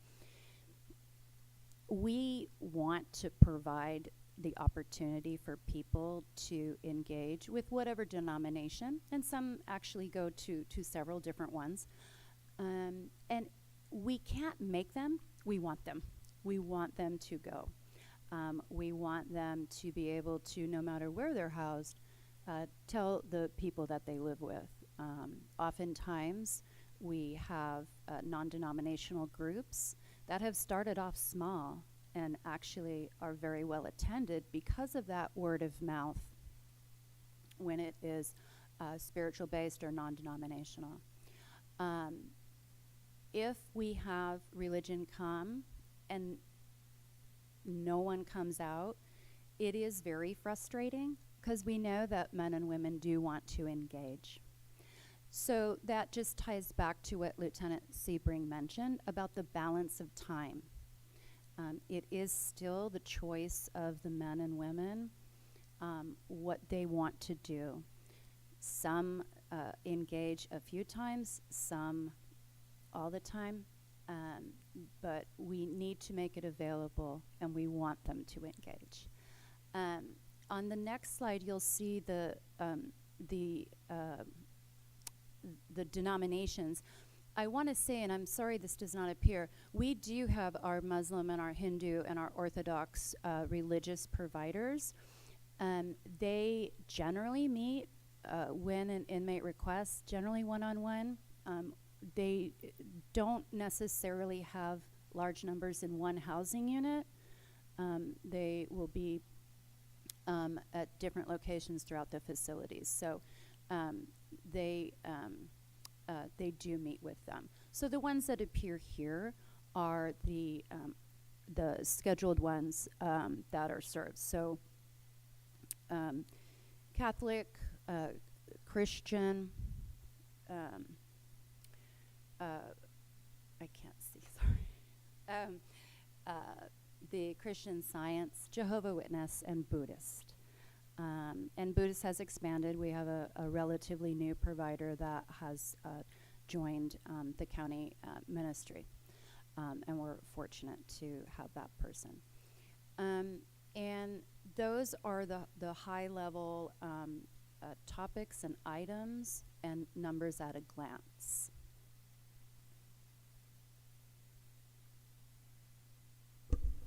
Thank you. Opening it up for public comment.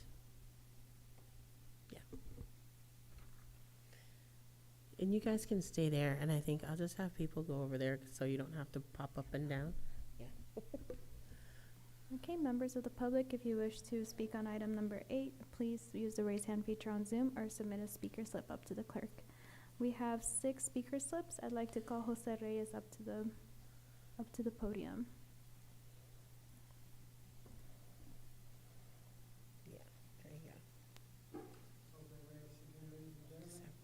Thanks, James. It's Jose Reyes, ladies and gentlemen, again. And thank you very much for everything. I just have a different opinion on everything I've heard here tonight. I'm speaking an opinion from inside custody. I was born and raised a Christian. Even though I was a knucklehead, not growing up right, my grandmother made sure we went to church. And we used to have religious service. We used to go around with a list and sign it, and we would go into the room and we'd preach and sing songs, and sometimes they would come and go door to door. Do you need prayer? Do you need prayer? I just got out from doing a year because I got woken up in my RV because they didn't want a homeless man there. So I did a year, still fighting the case, innocent. But I never seen a religious service. And I didn't see no one holding, we wanted to. I tried to study Muslim. Somebody blessed me with a prayer rug. But because the sheriffs were mad at me because of what I'm going through, they threw it away. There's only 10 tablets. Seriously, you guys are awesome. The religious service is necessary. There's 10 tablets. There's three workers on each floor. So those 3 workers each get a tablet. So there's only 7 tablets between the whole tier. 24 and 24, that's 48. A lot of the people don't get to use a tablet. A lot of people say, will you pray for me, Jose? Will you pray for me? Will you pray for me? Yeah, a deputy, they're busy playing, watching movies, playing chess, on Facebook, YouTube, whatever, and I understand they're busy. That's time. Okay, but all I'm asking is, bring it back to us. That's time. Thank you. Because I'll tell you right now, Jose, when you're facing that's something. time. Thank you. You're facing something and the only one there to pray for? Thank you. Thank you.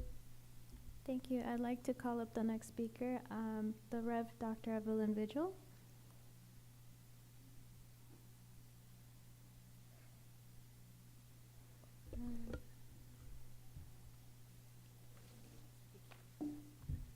I'm speaking on behalf of someone who could not be here today, and so tonight, and she asked me to make this comment for her. And so her name is the Reverend Dr. Evelyn Vigil. She's speaking for herself and not her congregation at Ladera Community Church in Portola Valley. She says, "Thank you for the opportunity to speak to the concerns for the religious rights of the incarcerated in your county jails. During my 18 years as a jail chaplain in Santa Clara County, I've seen staffing shortages and lots of lockdowns. But the religious program continued in some fashion because the Board of Supervisors and the sheriff understood that the inmates had religious rights that needed to be met. Waiting more than a week for a Bible to be delivered is unacceptable. What about the rights of the Muslims, the rights of Jews? What about prayer rugs? Are they receiving religious meals? All inmates need access to their religious leaders, whether priests, pastors, or volunteers sent by their churches. These are basic rights and not things that are nice to do. Staffing shortages make it difficult but not impossible to get the basic tasks accomplished if there is concern for the men and women in custody who are being deprived of their contact with a person bearing hope. Custody will argue that it's unsafe for civilians to enter when there aren't enough officers to fully staff the entire facility. However, staff can be concentrated in an area so that Mass is offered regularly, men and women can receive. The sacrament of confession, they have the right to pray with their pastors and rabbis. This month is loaded with holy days for Christians and Jews. They have the right to practice their faith, and you have the authority to make it happen. Blessings to each of you. Am I next? So you have 1 minute and 37 seconds. Oh, sorry, I just forgot to add the That's time. okay. Let's I read her comment, and Okay. I'm done with her comment, Okay. and now I will read mine. Okay, there you go. Now you have 2 Is that full good? minutes. You Okay, oh can- my yeah. goodness, and I'll tell you, oh, don't get me started. You've got a preacher here, okay. Let me just get grounded for a moment, please. My name is Deacon Lauren Patton McCombs, and I'm currently serving at Christ Episcopal Church in Portola Valley and Woodside. I'm also a member of the Peninsula Solidarity Cohort in Fixing San Mateo. But this evening, I am speaking to you as an ordained minister who believes in pastoral care for all. Easter is just 17 days away, and for many Christians, Jesus' resurrection is a time of renewal that offers hope. I have witnessed many who haven't been in church in a while coming back at Easter to regain their hope and faith. However, for incarcerated persons in our county jails, they are being denied access to religious services and materials. This is a direct violation of the U.S. Constitution and their rights to religious freedom. In addition, it's a violation of the Sheriff's Corrections Procedures Manual under policy number 108.12, which says the following about religious programs and practices. The division commander shall be responsible for establishing a plan for inmates to receive faith and morals-based counseling from the religious services coordinator or religious volunteers. Inmates should be reasonably accommodated, including reasonable access to clergy members and spiritual advisors, volunteer religious organizations, faith and morals-based programs, and other secular volunteer programs. I'm sorry to say, but it's my understanding that that is not happening on a regular basis. And it's deplorable to deny incarcerated persons of every denomination the opportunity to practice their faith at a time when they so desperately need it to connect to a higher power. Chaplains visiting with them, offering compassion could give them a glimmer of hope for their future when they are feeling isolated from the world and their family. That's time. I understand. Thank you very much for your service, and I am finished. Thank you. Thank you. The next speaker will be Nancy Goodman.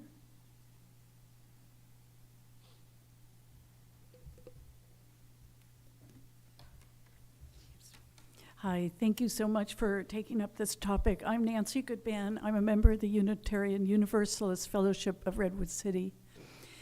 One formerly jail man told me a couple of weeks ago, people turn to God in the time of need, and it got me really thinking about the importance of this.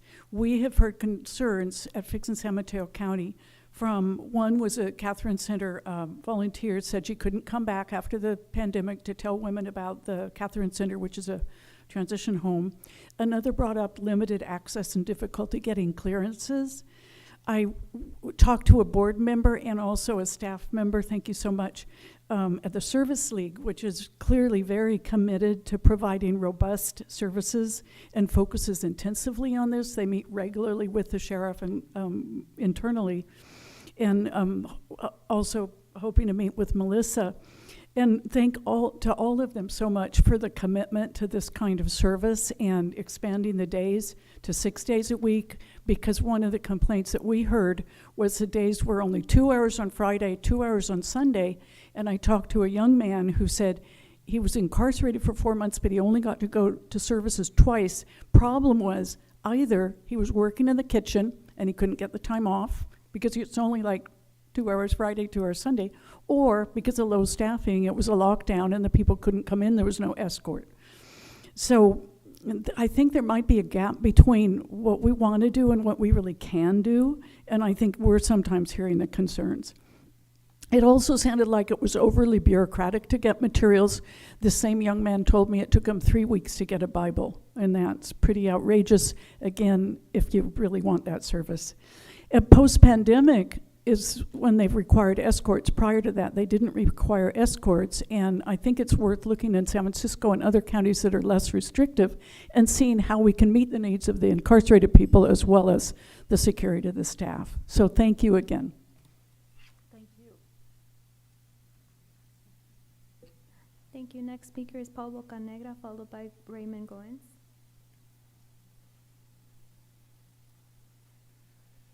Good evening again. My name is Paul Bocanegra. I am also a survivor of the school to prison pipeline. I served 25 and a half years in cages from corner to corner of California, 12 years in solitary confinement. Most of my time was on maximum security prisons. I was condemned to life without parole for a crime I did not commit, and thank God. Thank God that everywhere I went in the institutional system, from juvenile hall to Pelican Bay, I have scars all over my face, my lips, my neck, through my hands, my arms, my body. There is plenty of times I shouldn't have walked away from situations in these maximum securities where a lot of us juveniles were maturing and growing up in. But it was with the help of God. I'm very religious today.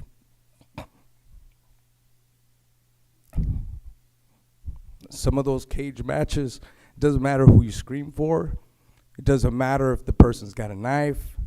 You got to fight for yourself. Today we're fighting for God to be able to reach community members in the cage. I can't believe it. Institutional security does not trump God. Balancing of time short of staff does not trump God. God found me in the darkest points, darkest places California has to offer any child, and God saved my life. Today, I am stating on the record that only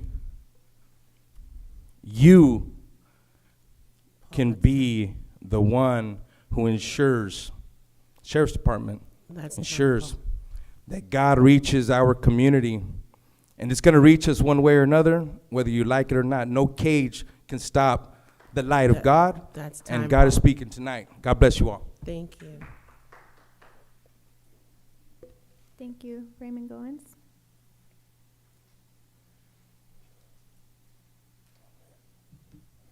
So yeah, my name is Raymond Goins. I'm with Fixing San Mateo County, the Coalitions for Justice and Accountability, Silicon Valley Debug, and I am a member of the NAACP. From the age of 14 to 43, I have only been free out of a cage for 6 months up to the recent last 2 years. My current stint of prison time was 18 consecutive years. I've been free for 2 years.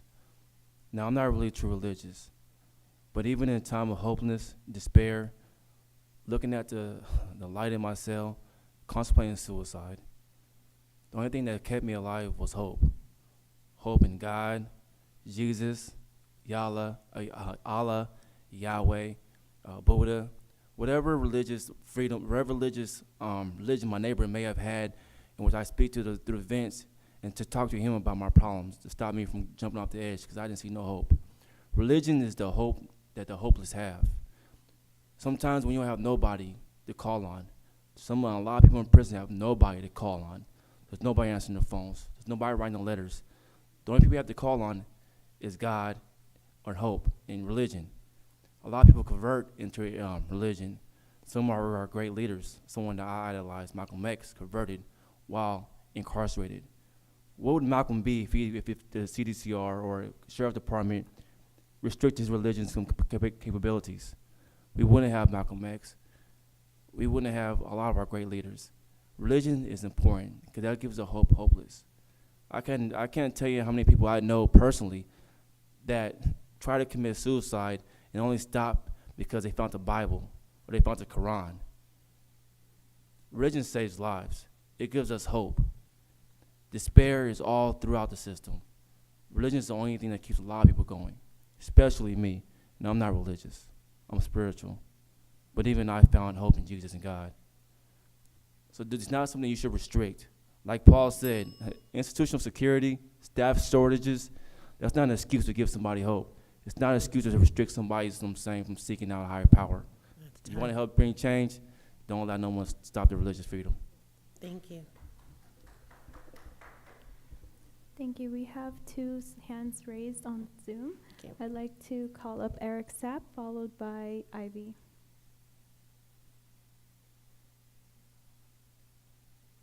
Hello, my name is Eric Sapp. I'm a staff attorney at Legal Services for Prisoners with Children. I'm also a resident of Redwood City. So I want to reiterate the importance of federal law as the attorney from the county attorney's office capably described it earlier, and emphasize that what the federal law creates is a form of strict scrutiny for religious exercise. Many constitutional rights are only subjected to a rational basis form of review, the lowest form of review for persons who are incarcerated. Congress decided not to follow that route, specifically in the case of religious freedom, and specifically mandated a form of strict scrutiny that requires a compelling interest, which is higher than a legitimate interest and higher than an important interest. A compelling interest is the highest level of scrutiny for interest. And most importantly, it required the least restrictive means of furthering that interest, which means a substantial burden on the practice of religion that is not the least restrictive means will be unconstitutional. I question whether the policy in place as described in the corrections set least restrictive means, in the sense that first, the sort of process whereby the service league is an intermediary gives them a sort of monopoly that doesn't seem necessarily that efficient, and requiring a step whereby requests have to be processed through this intermediary rather than going directly to the sheriff's department for reasonable accommodations doesn't strike me as an a priori matter as the least restrictive means. So I think that should be looked into. Thanks. Thank you. Lastly, we have Ivy. Please unmute when you're ready.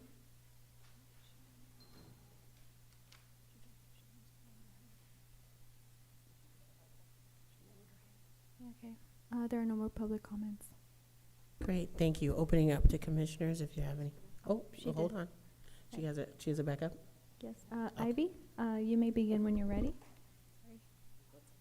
Thank you. Can you hear me? Yes. Sorry, I lowered my hand. I didn't see the unmute button. My name's Ivy and Clark, and I'm recovering actually currently from a rotator cuff surgery from the human degradation that I suffered while I was incarcerated in the San Mateo jails. And I got to take a tour through quite a few of the different facilities there,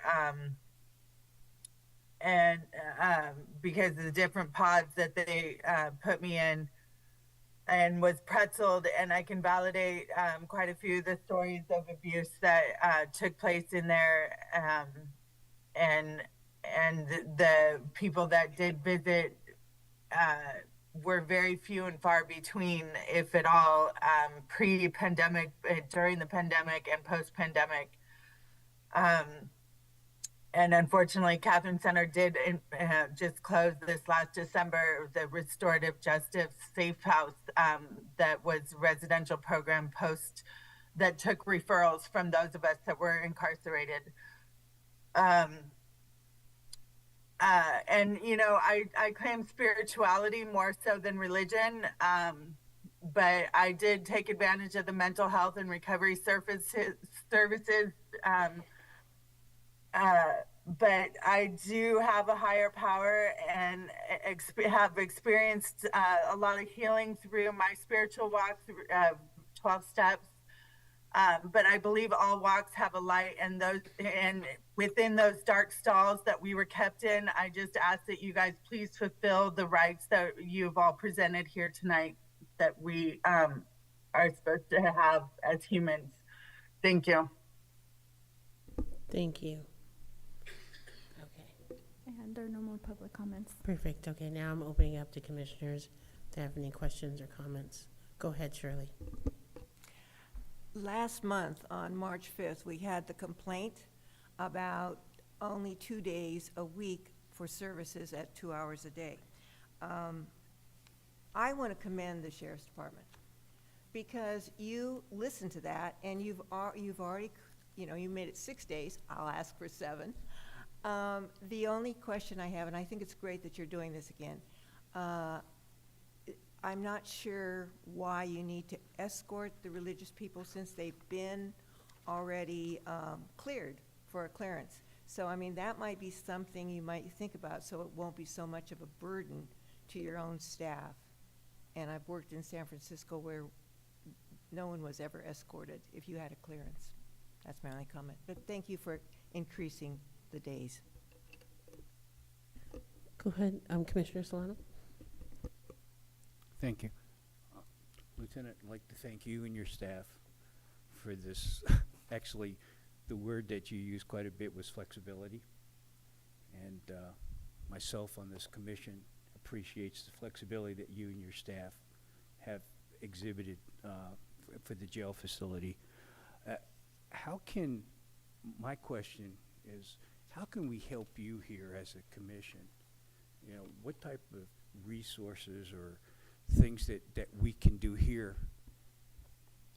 with our commission? And I don't think you need to answer us right now, but, you know, if you could take it back to your staff and, you know, see how we can help. You know, some things we can't, but there are other things that we can do. So, again, thank you for the tremendous job that you're doing and being flexible. Thank you. Thank you, sir. Appreciate that. I'm very appreciative that you have responded to the community and have increased the number of days and services you're going to be doing. I'm curious, though, you know, is that one different religion, 1 day a week? Is it all religions, 6 days a week? Is it, you know, 6 days a week in each pod, you know, or, you know, having a number of days doesn't necessarily answer the whole question in terms of the availability to everyone within the facility.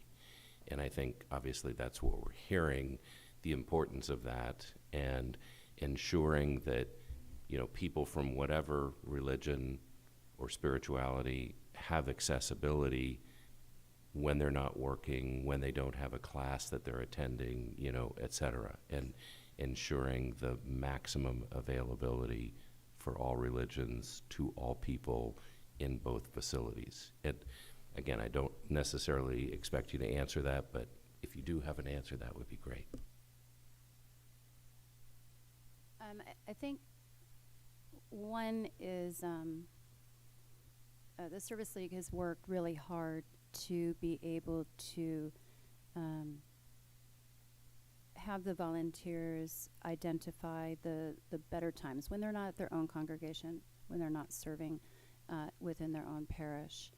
I think what will be really important is once those 6 days are, we do go live out of the 2 jails and all the different housing units, is to see how many can go in each week to each location by denomination.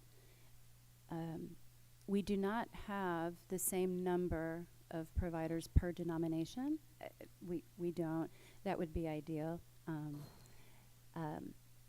I think that we need to see what this next chapter is like and absolutely be able to send that information back here in addition to how you can support us, which you do. Thank you. Anna, did you want to add anything? Okay. Go ahead, James. Yeah, no.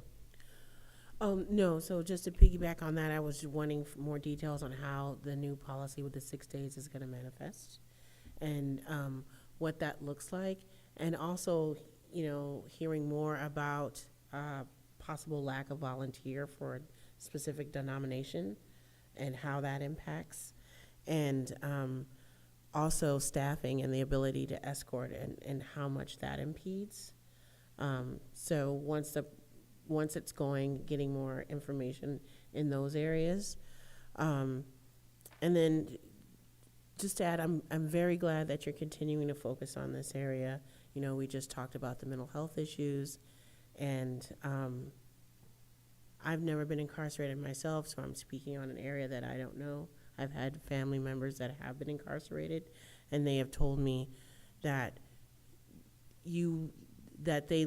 they leaned in just to have a sense of normalcy, just to reconnect to something that felt like they were at home, and to be able to just be in a service or be someplace that reminded them of a better time, usually connected to childhood, what that did for their mental health and well-being. And we all know that that helps with everyone, including those that are working within the jail. So, I said it was earlier, we don't want to just do this, but also ways that we can help support. So I hope that if there are ways that we can support, that you will let us know that as well. I noted that, and we'll track that too. Thank you. Go ahead, turning it over to you, James. Thank you. Thank you for your presentation and information. And I know a lot of stuff is volunteer run. Just wondering what your numbers, those services that are provided, are those services counted when there is a volunteer that is facilitating those activities, as opposed to incarcerated persons leading their own services? Is there an opportunity to develop a program to have more faith-based activities more throughout the day, right? Like, it's really structured of how many hours you can have. Is there a possibility to develop something where someone, as they would go cook or something like that, be able to lead a religious service for incarcerated persons? Yeah, I think we can definitely take a look at that, sir. It's a unique perspective. I haven't thought about that. I've just been relying on the providers that come in, but that, as far as inmate-led, that's definitely something we can take a look at.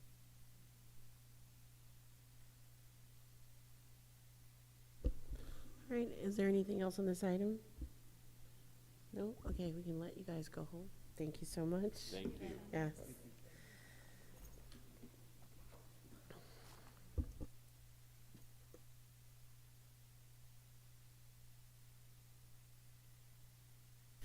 Okay, so now moving on to commissioner and liaison announcements. I will just make one announcement really quickly, that we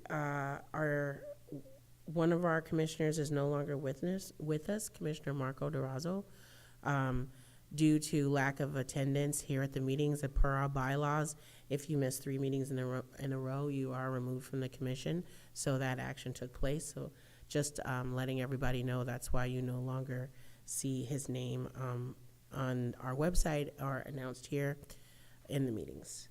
And now I'll open it up to anyone else. If anyone else had any announcements that they would like to share.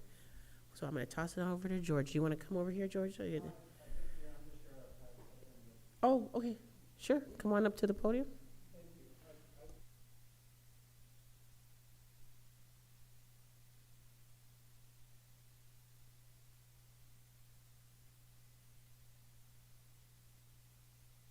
Thank you. Good evening, everyone. I'm Dan Prey. I'm the undersheriff for the San Mateo County Sheriff's Office. I'm here tonight on behalf of Sheriff Corpus, who would like to invite a representative from the commission to serve on an ad hoc committee created to examine and explore policies, procedures, practices, and equipment related to in-custody deaths. The committee will consist of representatives from the Sheriff's Office, Corrections, the San Mateo County Correctional Health, Forensic Mental Health, and we will also be extending an invitation to the District Attorney's Office. It's important for us to look at all the best practices to ensure that we are continuing to do the best that we can for our incarcerated population, and we look forward to having a member of the commission as part of that committee, and hope that that will shed a lot more or provide a lot more information opportunity for communication in regards to this issue. Are you going to send, or is anyone from the office going to send information like when the meetings are, when they're going to start? Yeah. I'll contact county council to figure out how we can get you that information, and wait to hear from on your decision on who you'd like to have as part of the committee. Okay. Okay. Thank you. Thank you. Thank you, George. No problem. Anybody else? No. All right. Yes, yes. Once I get the info, yeah, I'll put it on our agenda so we can discuss it at our next meeting. Anything else? No? All right. I'm going to go ahead and adjourn.